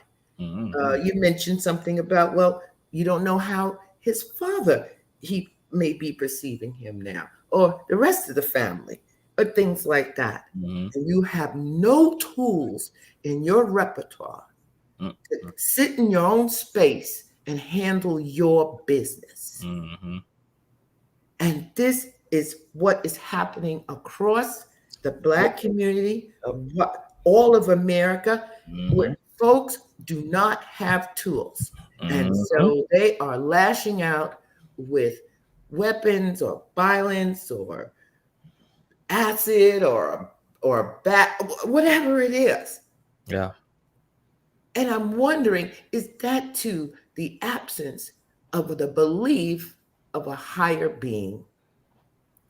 I tell my children, and I get on here and, folks want to go in, and I brought it up before. Okay, my sons were not raised on these streets. You talked about technology. You talked about how folks were going to have to maybe, have no cell phone in the house. That you was raised with a house phone, baby. house phone. The long house cord or the long phone cord. Absolutely. You travel with all the way to your bedroom with. And I can remember the television having to go into the basement because it was like, not too much TV going on in here. Yes, it's difficult to parent. Yes, it's tough out here, but I learned early on because I was out there. These streets will eat your children alive. Yeah. And I have said to my children, when you can go someplace, any place in the world, and you can buy integrity, tell me where they're selling it. I said, until then, don't be giving yours away. When you can go somewhere and you can buy honor, and you can buy kindness, and you can buy grace, then maybe I'll encourage you to give yours away. So here's what I want to say to that, Miss Williams, and I agree with everything that you're saying. I am so I think that these outcomes and these young people and the adults they have become is very shocking to me. And now I really be contemplating because I'm raising nieces and nephews myself, and I'm able to act as a pseudo parent. And I look at other cultures and civilizations, and I see the difference in culture. Like I look at certain aspects of the Asian culture, even certain African cultures, and I see that some of them have the attitude that they are not raising children, they're raising adults. And I know in America, in current contemporary America, the attitude is upheld that we're raising children. And I think there's a balance between both of those philosophies. I think that we're going to have to really transcend this idea that childhood needs to be a place without information and that it needs to be sustained for as long as possible. I think that we're going to have to really accept that young people need to be prepared and they need to be informed and they need to be provided with age appropriate information as they grow in stature.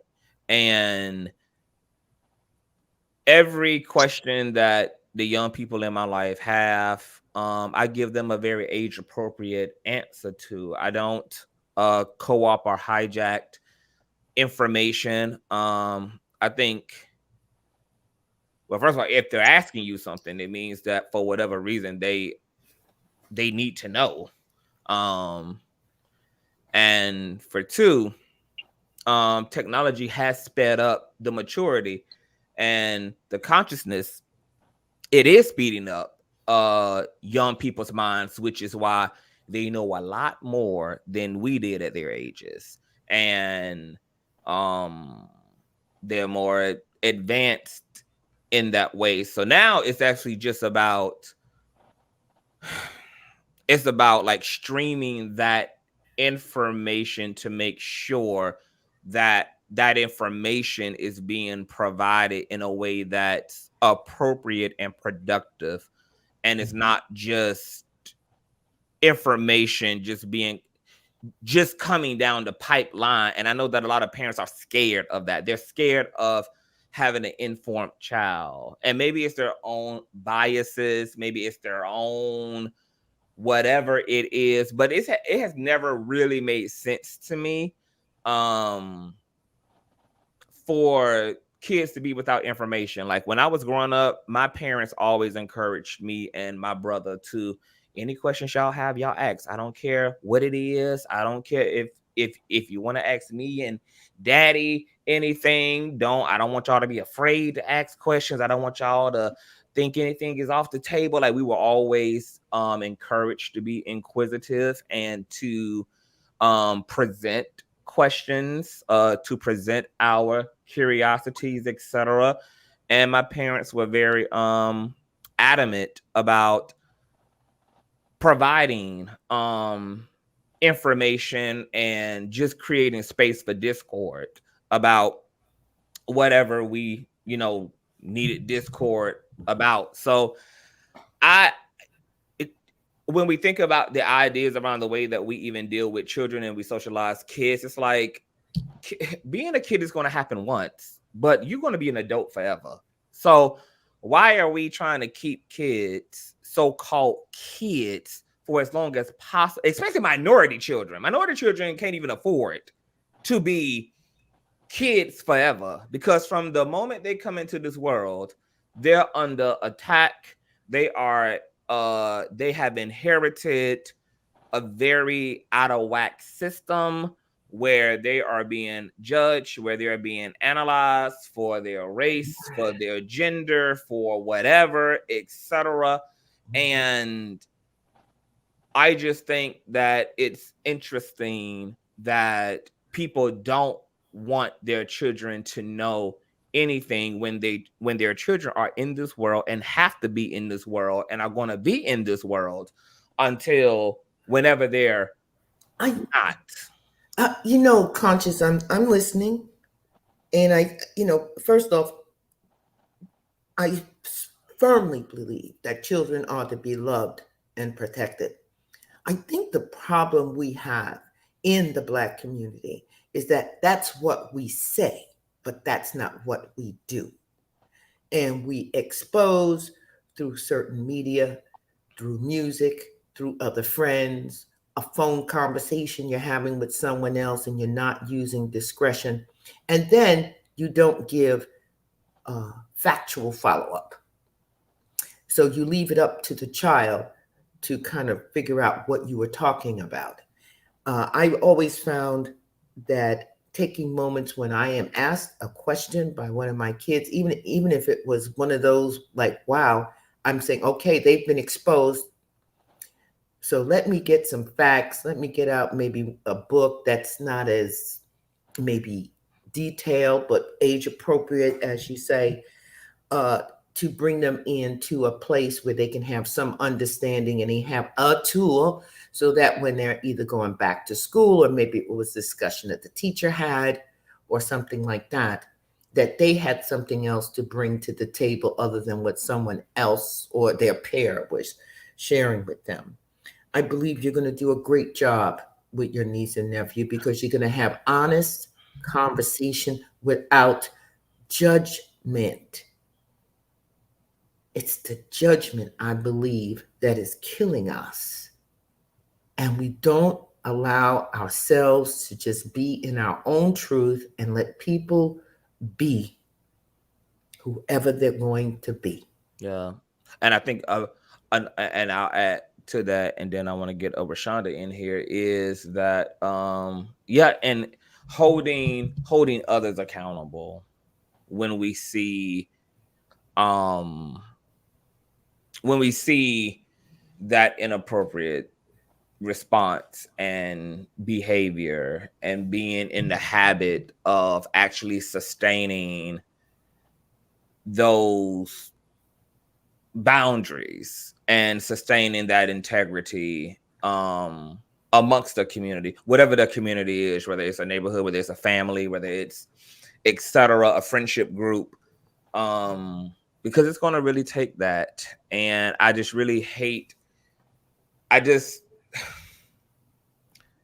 going to have to change a lot of things in the community. We're just going to have to give them up. Yes, it might be the way we were raised. It might have been the way that our parents were raised. It might have been what was considered normal at this point. Once again, a lot of this ish is causing death spiritually. It's causing mental anguish. It's creating emotional damage. And then the end result of that is the actions that people take as a result of these areas of themselves being damaged. The ideals around what it means to be a man are going to have to change. The ideals of what it means to be a Black woman are going to have to change. I agree with you, and I know you want to go on to your next guest, and you did mention that. But going back again to the conversation I had once on this panel before, then most of the women in my community are not interested in men that may have a sexual preference for a woman, but are they're not dipped in masculine energy. They're regular looking people, but they're not a thug. They're not, overly aggressive. They're not selling dope on the street. They're not having multiple children. That is not in my community to whom they're attracted to. And I have said this before, and I told you I have 3 sons, and my sons are decent looking men, and they were never pursued by any of my friends' daughters or any of my friends' sons or anybody in the neighborhood. They were always considered outliers. That's a shame. That's something for us Black women to really examine ourselves and look at. These girls will continue to get the men that put a gun to their chest. And that's why we're going to have to change things, and things are going to have to, and they're going to have to change immediately, because this stuff is not, once again, happening within a vacuum. Like, these are cultural narratives, philosophies, ideals that are being ingrained into the community. They're being upheld by religion. They're being upheld in the art, the music, the media, the symbols, the images, etc. And this dysfunction has no choice but to be sustainable, as long as the cultural variables are there to help gravitationally hold them in place. We're just going to have to actually do the work, and that's the part that people just don't want no part of. They want the results, but they don't want to do the work, which is why most societies, or at least this one, like, we honestly we have to be strong armed. Every revolutionary change in this country came by force, never by willfulness, never because it was just simply the healthy, proper, productive thing to do. There's had to be looting, pillaging, burning down, destruction, water hosing, dog sick. There had to be all out hell breaking loose just to introduce what was healthy or right or righteous or necessary into the system. And it's a shame that the majority always has to be driven into, like, almost against their will, into what's in the best interests for all. Not for some, not for the majority, not for a fraction or a part, but for all. And I'm just surprised that we still require the fight, and we still require to force a hand, as if our history should not have made us a bit more easier and a bit more compliant with what's in the best interest of ourselves and our communities, our children, etc. What's in the best interest of Black men and Black women. But we now have enough empirical evidence, and the end result is absolutely catastrophic and explicit, to where at this point, I mean, once again, I don't even think that we have a choice. Not if we actually want things to change. And if there's still anybody who thinks that things are going to get better without a sort of effort from everyone involved, then yeah, unfortunately, this will be the problem of tomorrow and the day after and the day after. But hold that thought, Miss Felicia. Rashonda, welcome to the platform. Your thoughts on the mess and the craziness and the femicide of it all and the toxic masculinity of it all. Can you hear me, Rashonda? Can you hear me? Oh, you're on mute, boo, if you can hear me. I can hear you now. Okay. I thought I wasn't on mute, but thank you for letting me come up on the panel. Absolutely. And thank you for just, loving me for me. What I'm seeing is a lot of us are uncomfortable with change. That's the first thing. And some people don't like change. They get upset at the fact that if somebody doing something different or being different, you know how people always say, you should be this way, you should be that way. Too many people in this world telling people what they should think and feel how to be, and they don't even know who they is.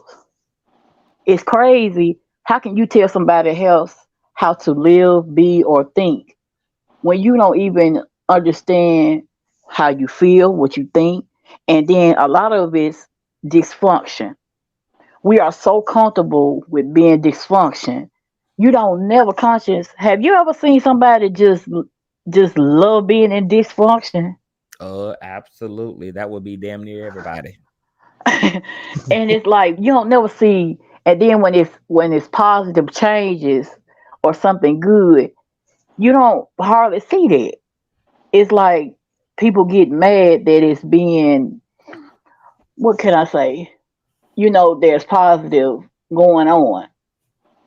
We as people have to look ourselves in the mirror, and that's the part that people don't understand. If you can't look at yourself in the mirror, how are you going to even tell somebody else how to feel, what to think, or even be in a relationship? See, another thing is about control. People want to control people, tell people how to feel, what to think, when to do whatever. You can't be controlled or tell somebody how to feel when you got things in your life that you need to change about you. So I'm saying this is dysfunction, control trip, a power struggle, control. Folks want to have control over everything and everybody. And it's a shame that woman lost her life because of some guy or whatever. And then I hate this. Let me say this to women, all women out here, and some men as well. You don't have to have somebody to get to know who you are. You first got to know yourself and love on you first. You see what I'm saying, Conscious? It's like, it's like it's a taboo. Oh, because I'm single. And people make me feel like it's something wrong with me because I'm single. I'm trying to get... I'm still alive today because you single. Right. Because I done been through those situations, and I'm glad. See, God fixed it to where I got out those situations, but I learned a valuable lesson. Learn to love me first. Absolutely. So the damage that was done, I'm learning how to love on me for a change. And it's okay that I'm single. Don't never let nobody make you feel like you wrong for doing something that's best for you. Because at the end of the day, don't nobody have to live with that but you. At the end of the day, ain't nobody got to deal with all of this anger and issues but you. So So it's with that many being said, people. Rashonda, like, what would you? So with it, with everything that Black women are going through with domestic violence, sexual assault, femicide, etc., what do you think Black women need to do right now with all of the dis-ease um that y'all are dealing with and have to face? Is this a like, or would you say that right now Black women need to sit still until Black men can do better and be better? Or I think so. I think so because see, you don't know who you getting involved with. You don't know their history. You don't know how they are. None of this stuff. You get what I'm saying? And you walk into a fire that you might not be able to put out. You know how many women are in the grave right now just because they wanted to have somebody? It's a friend of mine.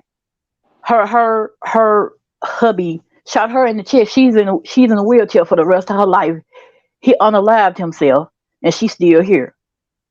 But the thing is, it hurt me so bad because just because she was trying to, they were separated, and just because he didn't like what she was doing, he came over there and took pow and tried to um get mad and angry and try to unalive both of them. So what I'm saying is, just you like the don't decision have to you have making?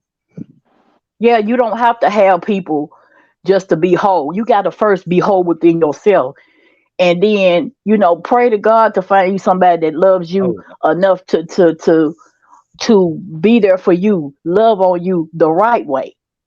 You get there what I'm are saying? two We fundamental contributors to people's destruction: desperation and lust have exactly. contributed. And to your point, the root or the counter to all of that is self-love. Because self-love is discipline, it's emotional intelligence, and it's your way of avoiding making decisions, terrible and poor decisions, out of that desperation or out of that temporary sense of loneliness, or making different decisions outside of that lust and not leading from any of those places. Something that I want to ask y'all for, because we got 20 minutes.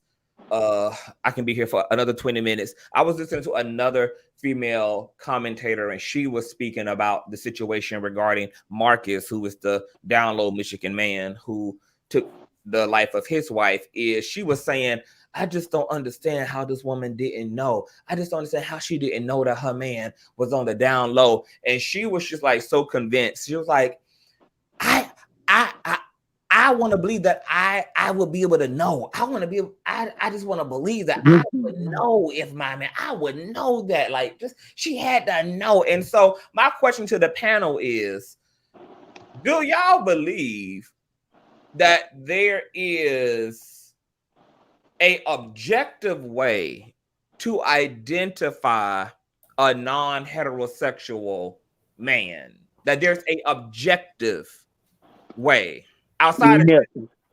catching him all out in the act. Aside from that, is there a objective way to I don't identify believe so. a heterosexual man? And I want everybody to Uh-uh. answer that on the panel. I think there's a way to identify an adulterer. Right. See, I'm my piece, conscious, and the panel is not. He was down low, up low, whatever. He was an adulterer. He was cheating on her. And I think that most people know when someone's stepping out on you. Right. I would agree with you. I really don't think it's the way to tell if someone's on down low, male, female. Uh, I, I don't think it's a way to tell if somebody eating chocolate at 2 o'clock in the morning, unless you catch them doing it. People hide what they don't want to be known. I definitely think you cannot tell, especially regardless of the partner. I mean, quiet is kept. Down low behavior has always existed within heteronormativity. We have R. Kelly keep it on the down low, Lou Ross, me and Hmm. Mrs. Right? So it's Hmm. not Right. infidelity, adulterer, or being unfaithful is a sexual orientation thing. DL behavior has always existed amongst men and women relationships. And, a question I've been asking, I said it's or a statement I've been making, it is impossible for you to get biological males to tell you the truth about sexual exploitation when they cannot tell you the truth about the honesty of what they want to do with other women. You can't count your eggs before you hatch. So it's definitely, there's no way for you to tell, regardless if this man was sleeping with another man or another woman. Well, I think that no, you can't tell, but it's crazy that those same men say they don't want people to know, but they're in public. I always say you have to be privately publicly and publicly private. So if you out there and someone catches you, you can't get upset because you're doing this stuff in public. It's crazy. So you want to sit up here and unalive somebody because you got caught in public? Make that make Well, sense. it was a It video.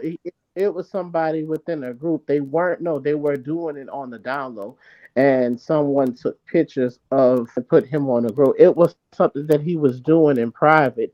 It just was made public. You see what I'm saying? It was not, he was never intentional on doing, it wasn't like he was out in a public place. No, he was at somebody's house or something like that, and he got exposed because somebody, But again, outed him. that's still publicly because you at somebody's house and you don't know if you at somebody's house. You don't know if Or, that person. or if that person come to your house, it don't matter if they come to your house. If they record you without you knowing, you know what I'm saying. It's still you still run the risk. You see what I'm saying? Like, if Yeah, regardless of the location, it doesn't matter if it's private or public. It's in secret is the word we're looking for. It was done in secret. It just that's see, because if it was just done in secret to where it was not no longer secret, we wouldn't be here talking. You see what I'm saying? They hmm obviously, like with men and women cheat. It's the same thing. It's just the sex is the same. They're gonna find a secluded place. They're gonna find a place to do it inconspicuous where nobody would think. That's why it's so devastating. It's not that they were doing it publicly. If he was able to do it publicly, then he wouldn't have to lie to his wife. But I just like got you. most men, but just like there are more men that are lying to their women about other women than there are more men lying to them about other men. In some cases, it's both of them you got to worry about with some of them bastards. But in more Ye- cases than not, there are more men that are going to lie to. There are more men lying to women about other women than there are But them lying then to. I'm gonna say this too. They like I said, I said this before. Men don't even know when a woman is a woman. You get what I'm saying? I'm like, make that make sense. Like, if I talk to you on the phone and my voice is deep, women have deep voices. That don't mean that they something else. Yeah, and So you when you really listen can't. at Hmm? your voice doesn't. You don't sound like. See, people do it to me all the time, but see, your voice sounds like a bio. I would assume you are a biological female. There is Hmm. nothing about your voice that that makes my chromosome. I'm sorry, there's nothing about your voice. But what people do to me, no lie. Y'all see how I look, but when I go through lines or when I talk, oh, I get ma'am. ma'am, miss, thank you, ma'am. It happens to me all the time. You know what I'm saying? But it's just what people associate. Because I'm like, what type of men are you around to where people listen to your voice? And for males, what type of like social I am so harmonic? serious. Somebody called me a tranny. They talk Oh to me my almost God. almost. I am so serious, y'all. I was talking to this person for 6 months. This person knew that I was a female, and then he gonna bust out and say, "You're tricking me. You're a tranny." Oh wow. I Oh. was so angry. I was like, "Oh my God, you mean to tell me you set up here and talk to me for 6 months, and you think I'm a tranny? Wow."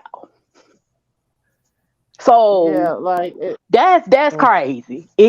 That's what I'm saying. Like, people can't tell. It's like they want to do what they want to do. You know what I'm saying? I think it's a lot of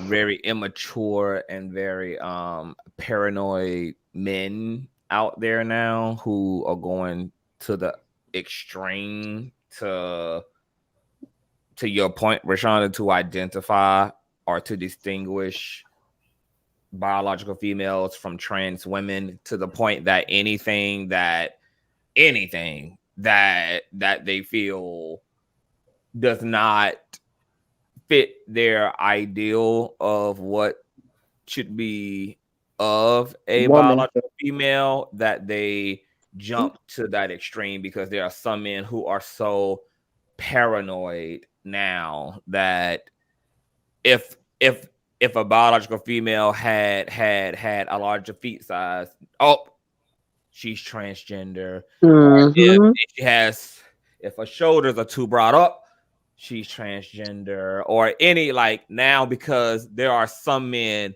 who are just so paranoid and are just looking over their shoulder at every point to make sure that if you let them tell it, they're not tricked or fooled, etc. So that sounds like maybe some of the individuals that you've come into contact with is some of these like hyper paranoid as men who just are looking for, they are just being a meticulous and irrational, obviously, like to the point of like being irrational in their observation. So it's Yeah.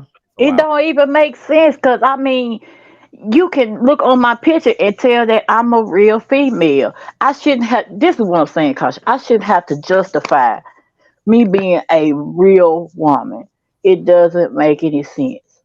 But And I'm sorry, but that's what yeah, we was talking about. But that ideal is that's the thing when you have a bunch of males who are born males and they believe that they feel like what it means to be a woman based off of their needs, and that's something this that's because male biological females and creating the blueprint for what it means to be woman.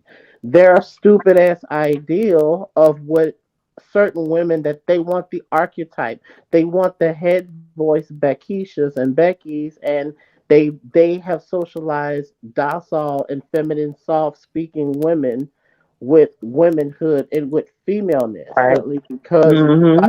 by their own stupid ass design. That's why I'm saying I'm with bitch burn it all down because it's not, sir. It clearly is not working for heteronormativities like this, the gender construct of woman, what it means to be woman according to a dominant society, and gender construct be man or male is not the same thing. Like even with this situation, this brother's masculinity was more intact, which he believed is his manhood. Because see, there are plenty of other men who are caught in other situations like this. They don't have to kill their wives or their girlfriends because they still have something besides identity to validate their manhood. Other men do not need brutishness to validate manhood. For us black Right. American men, we've been giving Mm-hmm. masculinity and performative masculinity and we are equivocating that to being manhood.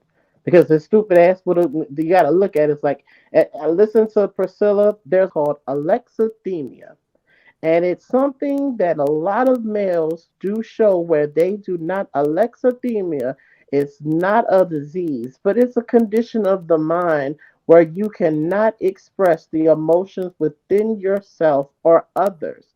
So he thought Mm. it was better to his emotions and his testosterone was he thought that it was best to kill a person instead of living in or to expose the truth. He couldn't stand to bear the fact that the truth is already out. So in order to face the music, it was better for him to commit murder because he couldn't express his feelings. But that unfortunately that was his expressions of feelings. It was easier So for him to so can be seen I as ask you this, a murderer IJ? than a homo. Can Go I ask ahead, you yes, this, ma'am. IJ? So I'm trying to understand this because it doesn't make any sense to me. Like I have had men who are feminine and stuff like that, and they have used me to cover the fact that they are like that. You get what I'm saying? So they'll talk to me, oh, I ain't like that, and then I find out, okay, they are.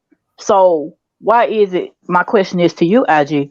Why do they use women and have families and Very simple. babies and everything to The cover up, knowing same they don't want way. to be with you? Well, here's the thing. It depends because some of these males, and I'm not trying to go too deep here, but what happened was with the man who unalived his wife, his orientation, meaning what he wants to present to the public and the union, is an opposite sex. However, that is not sexuality. So just Okay. like for heterosexuality, the orientation when saying that you guys are straight comes with monogamy. However, most heterosexuals, your sexuality, how y'all like to have sex with more than one person outside of that's more the nature of your sexuality. So you both, a download man, regardless if he's straight or gay, you're going to orientate monogamy. However, the sexuality part is that he wants to have sex with more than one woman. He wants to have sex with a man. So he's going to publicly make the declaration, expand him engaging in homosexuality.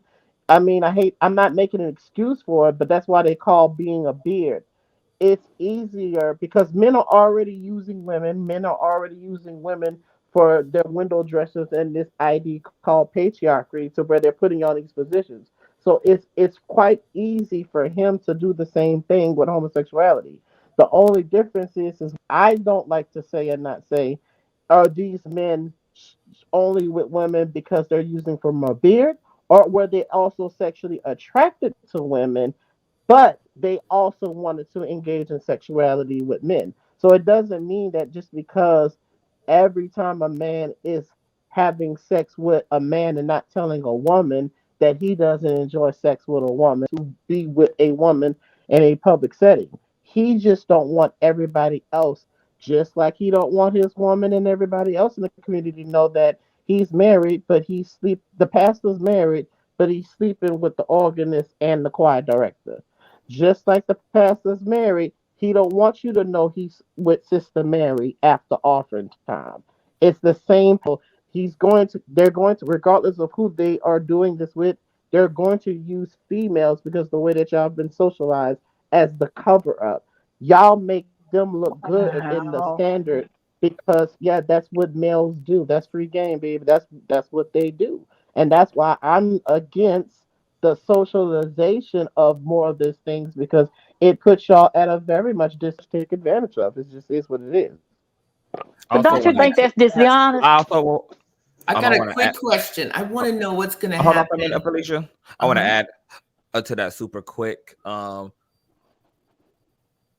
Men using y'all pansexual, bisexual, gay men using women as beards is also the byproduct of a culture that's insisting that people who are, if you let them tell it, afflicted with same-sex or trans attraction needs to be proactive in changing. So some of these men are actually trying to be obedient to the instructions given to them by religion, Western Christian patriarchy, and are actually experimenting with the idea of change and conversion. And y'all are the ones paying the price for this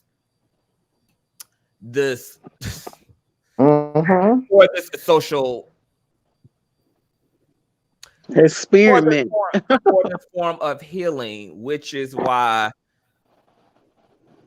once again, if we do not uproot the ideals around sexual orientation and gender, we will be inadvertently in defaulting to a culture where we have people hiding, because that is also encouraged in all actuality, and or experimenting and it resulting in the destruction of people's Mhm. lives. So Mm. yeah, y'all. So when y'all are going to church and your pastor in his three-piece suit is preaching the house down about how homosexuals want to bust hell wide open, and Mm-hmm. clapping and you're Oh, cheerleading and hooting and hollering and amening with your Sunday's best on and your big brim hat. I just want you to know that that signal and that Sermon on the Mount now has been heard by other men in the congregation struggling with their sexuality, who now have been whistleblowed to and permitted to do something about their affliction. And who they're going to do that with is your single daughter, who they're going to be experimenting with. Your Yep. single niece who's available is who they're going to be experimenting with. Or Yep. you yourself are going to find yourself being on the bitter end of a man trying to figure it out because that's what he was told to, rather than him just being affirmed and just told that, hey, it is what it is, bruh. If you bisexual, Mm-hmm. that's all right. If you pansexual, that's all right. If you trans attracted, that's all right. And that's between you and God. No judgment here, baby. Okay. But when we're going to encourage folk and we're going to condemn folk and we're going to shame folk in the name of God or in the name of what's normal or in the name of what's traditional or in the name of whatever, then we've literally, like IG said, we have literally then we are supporting our inadvertent own demise without even knowing that we now have Mm-hmm. put ourselves on the trajectory to the slaughterhouse. well, Conscious, Conscious, don't. I wanted Oh, to okay. ask Go you ahead. a question. I'll ask the panel as Yes. well. I know we only have a few minutes, but I wanted to know, what did you think about the friend who showed the wife the footage? Well, like I said in my commentary, I felt like the situation should have been dealt with personally to begin with. I think the wife has a right to know, but I know that obviously it being plastered all for the media was going to exacerbate the situation and make it even more potentially dangerous than what it could have been had that information just been dealt with in a more appropriate and integral way, it being something that was given to her. And but this is another big part of the problem. Nobody knows what the appropriate way is to deal with this, because we aren't, as a collective, even doing the work on, and neither are we accepting the fragility of Black men's masculinity. Like we aren't even accepting that this form of masculinity that's been pedestalized is making Black men inherently fragile. Therefore, that's why it's easy for anything to take them over the edge. Step on my shoes, a bullet in your head. Disrespect me, a bullet in your head. Anything can result in an extreme reaction because black men are actually black men who are sustaining this brand of masculinity are actually in a state of vulnerability and fragility, and therefore of course this type of masculinity cannot at all deal with humiliation in any healthy way. Hell, healthy people struggle to emotionally process humiliation, yet alone one Come on. who literally, to somebody else's point earlier, do not have the tools, do not have the I think it was actually you, Felicia, who said that like people who don't have the tools, like if you ain't never had to have these tools and you've never been given these tools in the moment that you need them, they're not going to all of a sudden just pop up in your toolbox. It's really going to only be a gun or something completely destructive that is going to be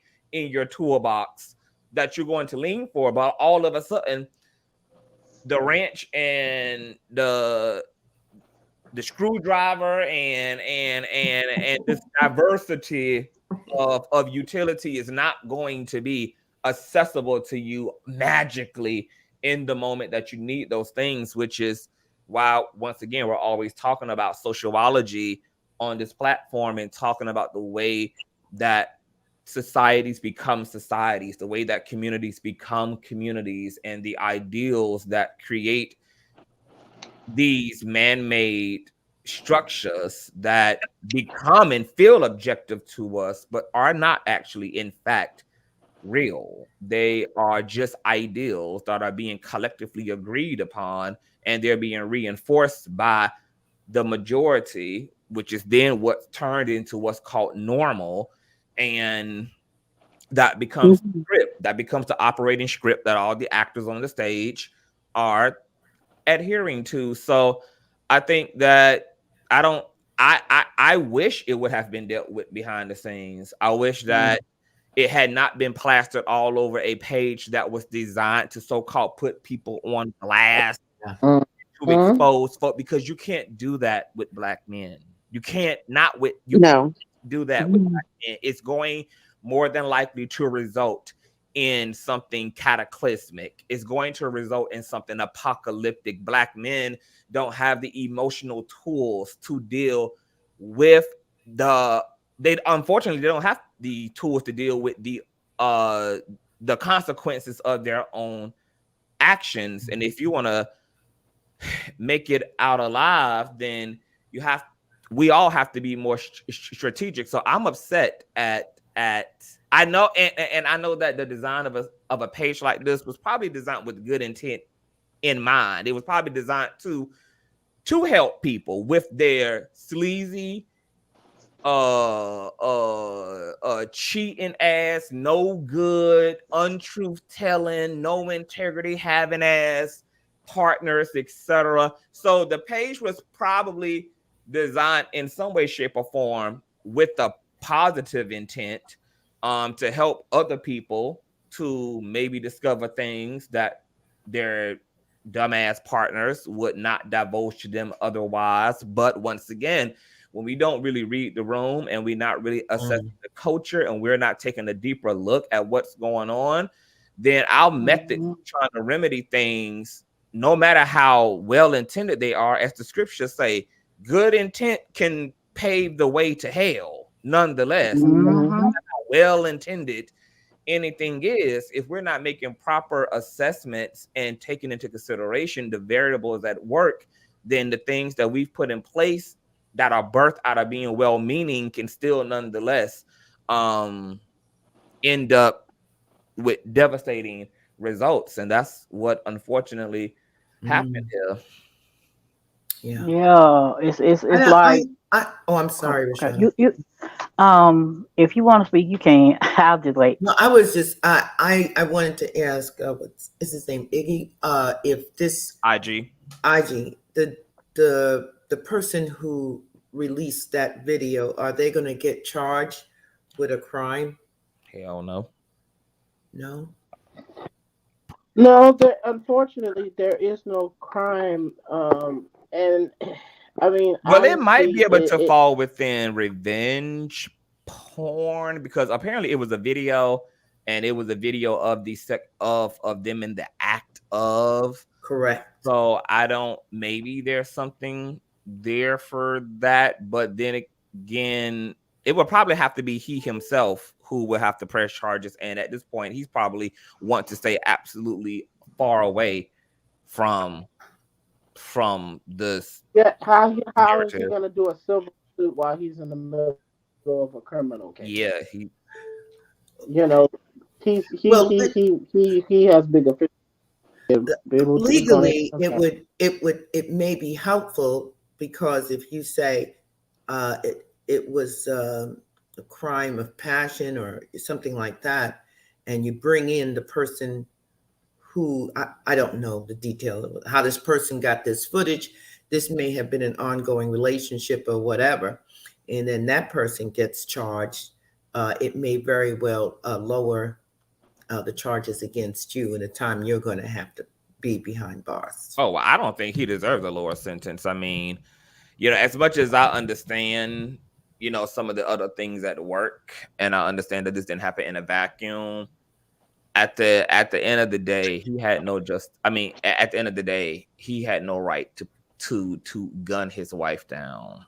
You gun your wife down. I agree. And if she's a mother, I mean, you remove somebody's soul from this earth unlawfully, illegally. I do think that it's important for us looking at the story to definitely understand and take into consideration everything that this story is as it relates to femicide, as it relates to domestic violence between Black men and Black women, as it relates to the down low component and the weaponization of homophobia and toxic masculinity. But in terms of his charge, I mean, I can't even say that. I mean, I don't.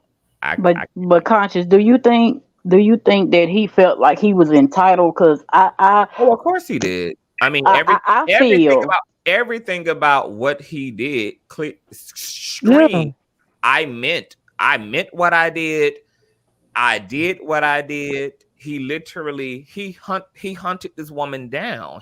She ran into the bathroom. He busts in the bathroom and guns her down as she's trying to escape through the bathroom window. And then police go and find him walking the boulevard. He just goes off into the city and just pooches on. But you know what I think? I think if across the board, if these people would stop doing what they are doing, if they will be held accountable for this stuff and know that they can't get away with this stuff.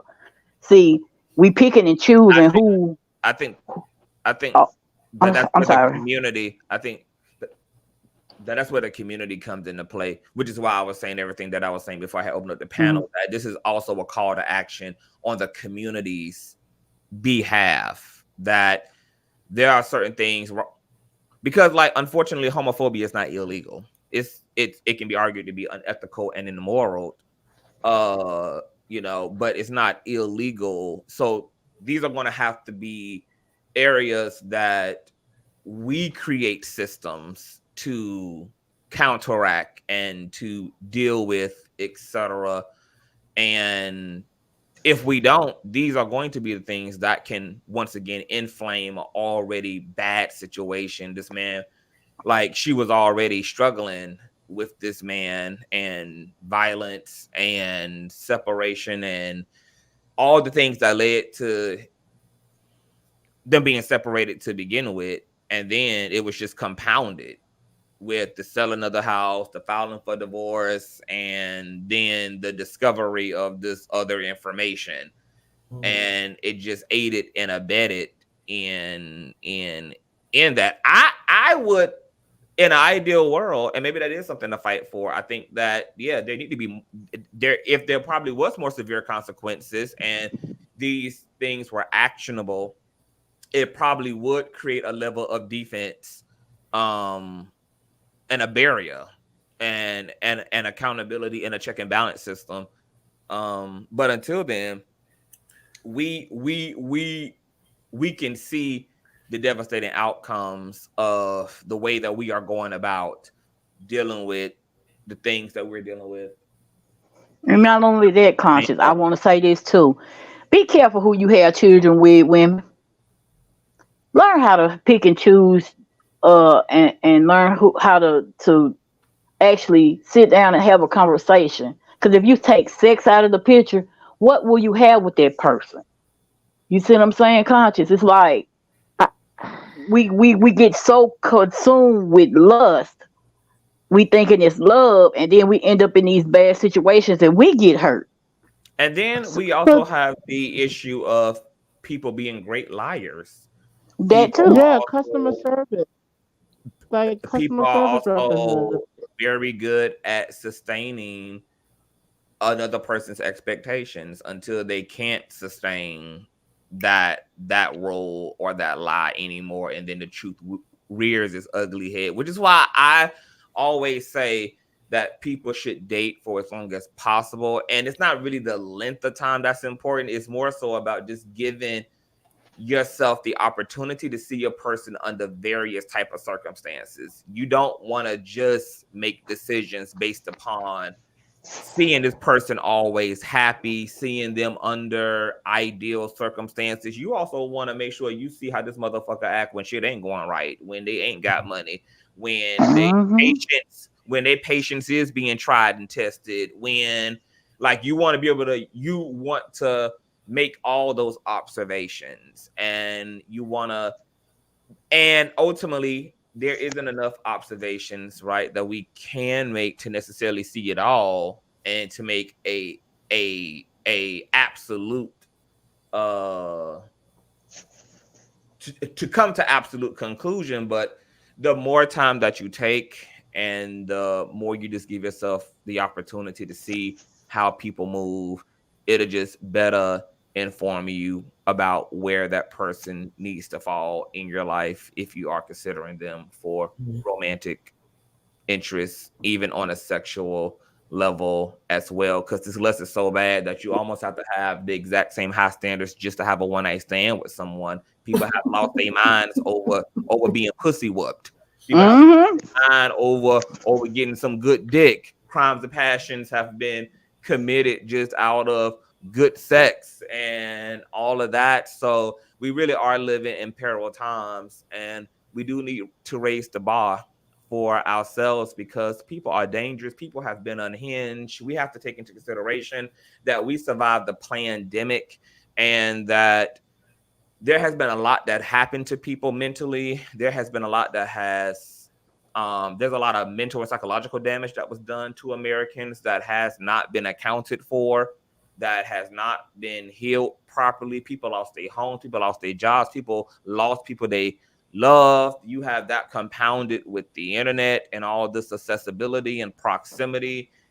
And it's just, you just have so much shit compounded upon one another and against one another that it just creates a very intense um experience of reality. So we definitely need to just be more observant, and we need to be as critical in our observations and critical in our thinking as possible, because the stakes are fucking high right now. They're high.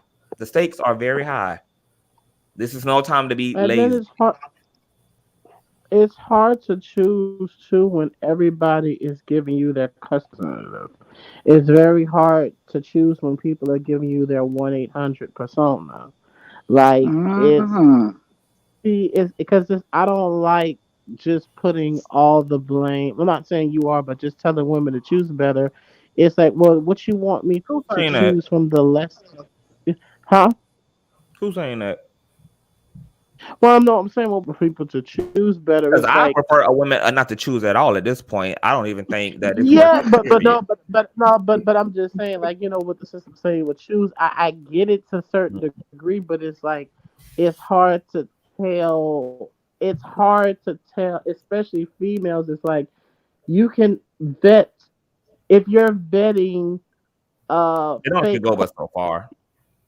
yeah, it's like you can only vet so far, especially if this person is giving you the, he's giving you the persona. He's one thing I will say that listening to intelligent female content creators is don't let them know everything that you fucking like. Stop letting men know every single thing from the get go. Like, get to know you and see how he reacts while getting to know you, because that's what men do. They will sit there and, oh, And you like study this, you you need this, you that, and study that, and you've already laid out the layout for him. and Nah, assimilate to that. let him have.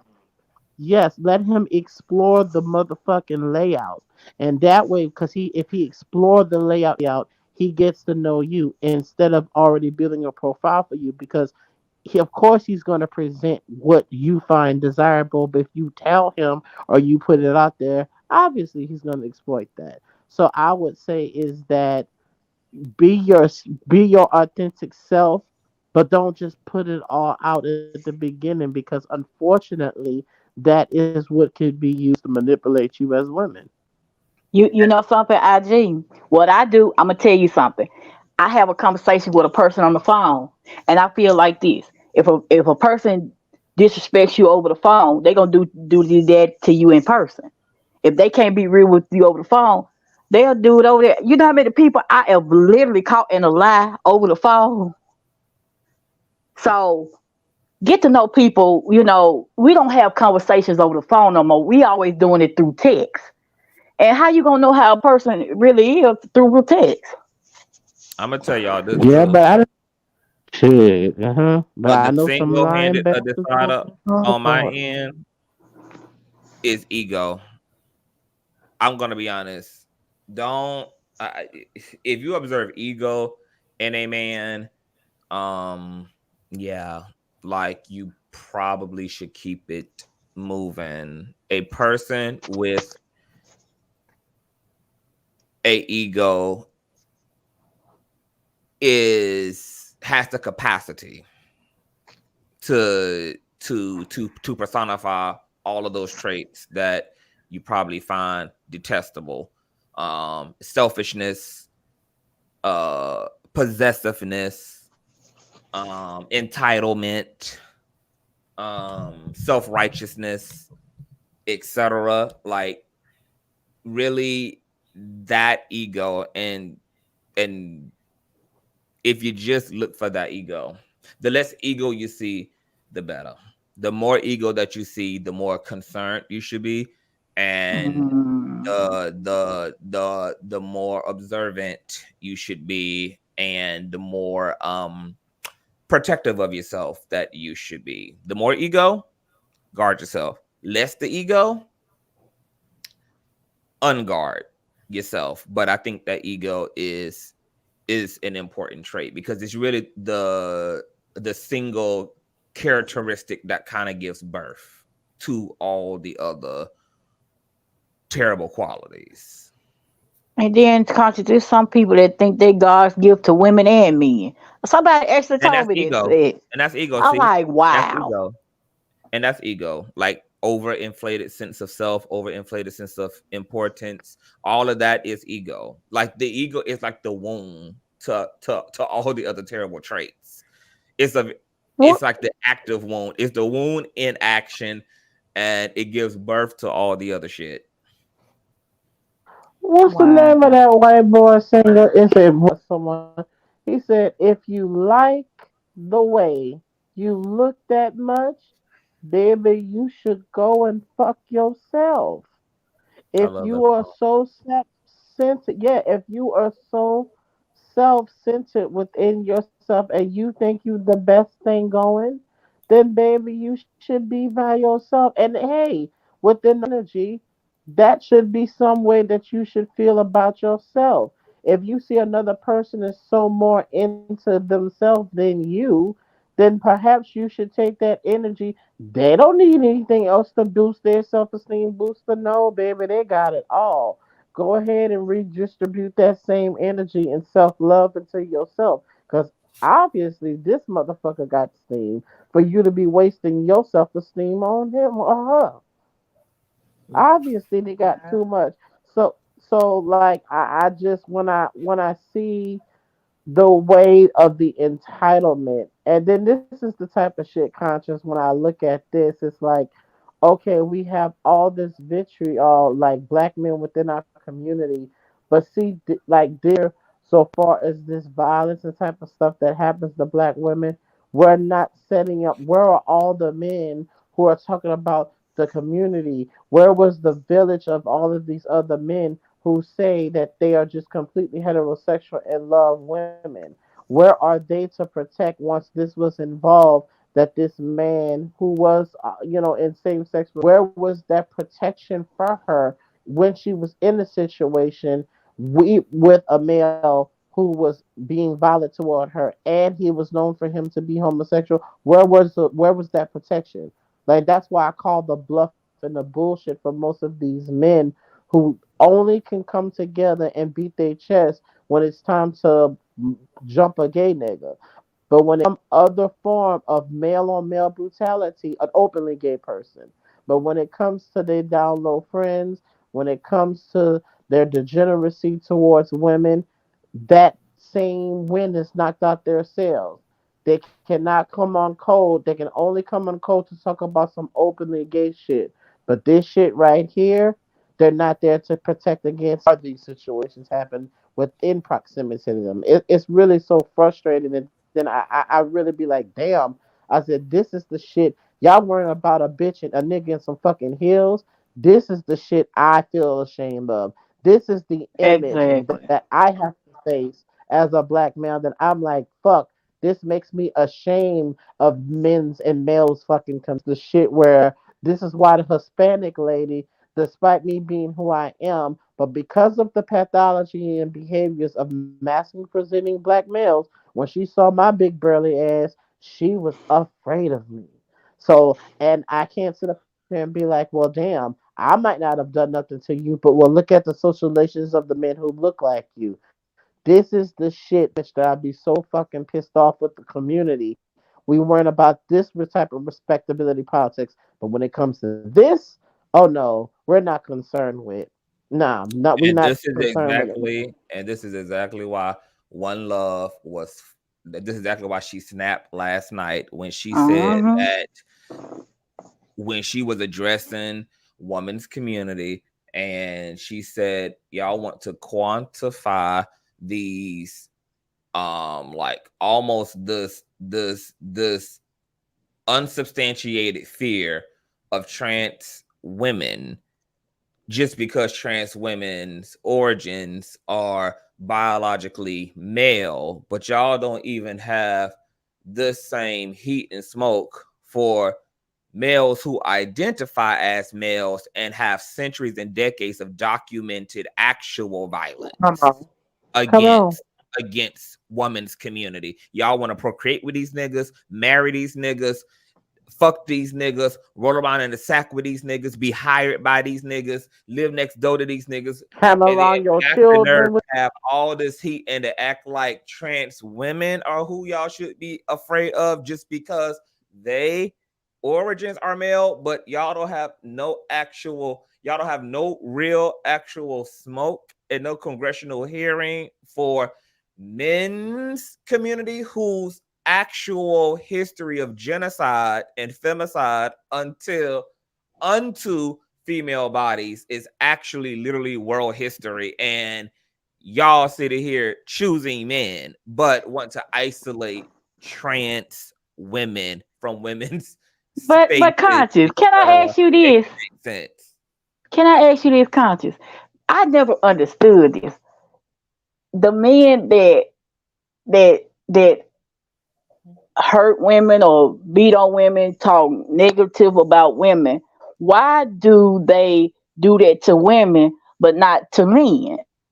It's like they got all this crazy talk for a man, for a woman, but then they don't want to act a fool with a man.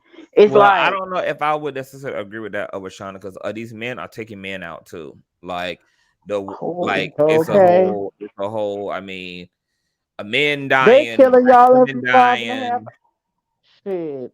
the If they children killing y'all dying. every I mean, it's co- it's a genocide right right, girl, if they killing y'all every 5.5 hours, girl, trust and believe they killing another black man every hour. Like if we wait another seconds, a black man is bound to kill another black man. The black men are killing more black men faster than the police are killing them. Black men are unaliving. I'm sorry, other black men. They're the most unalivers of other black men. Like they're the highest recipients. So no, everybody that alexithymia does not have respect, just like the Bible says. He has no respect of persons. That motherfucker does not have no respect of persons for life, regardless if you are male, if you are female. And then the irony is with the download brother, I said it in the chat. Your vows, you say till death do us part. That nigga mean that both of us is gonna die together. No, bitch, if I can't have you, nobody can have you. And you told me until death to us part. That's why they watch females down, that you become his property. That's why you take his name according to the state. Because the misogynistic spirit hopped into his ass and he said, well, have you, no one can have you. So, child, like, should it's really, really, really, really, really tough for y'all out there. I really wish that it's such a hard game, but that's why I have such a strong square for all women, but I do have a more space for biological female black women in my life because I see exactly. I've had close proximity to maleness, and I'm like, damn. So, cause see, before the whole download community with niggas fucking with niggas, oh, I saw all type of download behavior with men cheating on their wives with other women. It was like, Mm. Wow. Wow.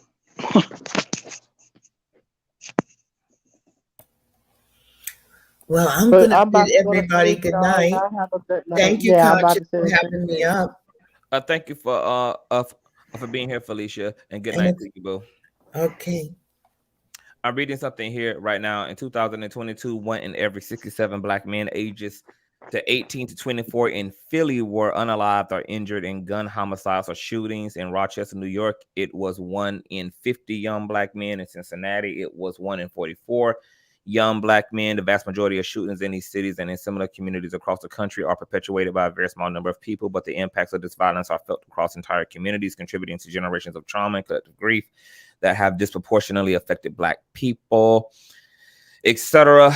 Yeah, a black man, they have taken out their rage on, I mean, innocent people. Like, we used to hear in the early 2000s and the 90s about club shootings all the time, and they still take place. Rampant gun fire, drive-by shootings. We constantly hear about what goes on in the streets of Chicago, what goes on in the streets of New York, what goes on in the streets of LA. All the black male rappers that have lost their lives to gun violence, etc. In New Orleans, unfortunate. It's yeah, in New Orleans, etc. So nobody's safe, which is why we oftentimes say that black men can't even survive patriarchy. They can't even survive black patriarchy. They're not even surviving it. It's unsurvivable. It's unsurvivable. And everybody is being afflicted and victimized by it, including those who willfully and unconsciously uphold it. And that's why we got to do the hard work, and we got to use our voices in order to awaken the community. And we can't be afraid to say what the fuck need to be afraid, and we got to be willing to agitate and aggravate and frustrate the powers that be and the gatekeepers of the black matrix. And We just got to continue to have the confrontation, which is why I was gonna come up here with all the energy I did and just let fucking have. And we just need And it was right. hmm? It was righteous, and it was righteous. I appreciate you. I really do.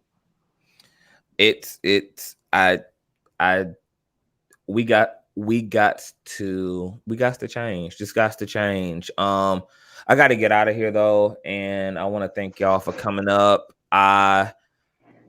Black men, get fucking help. Get help. Get help. Get help.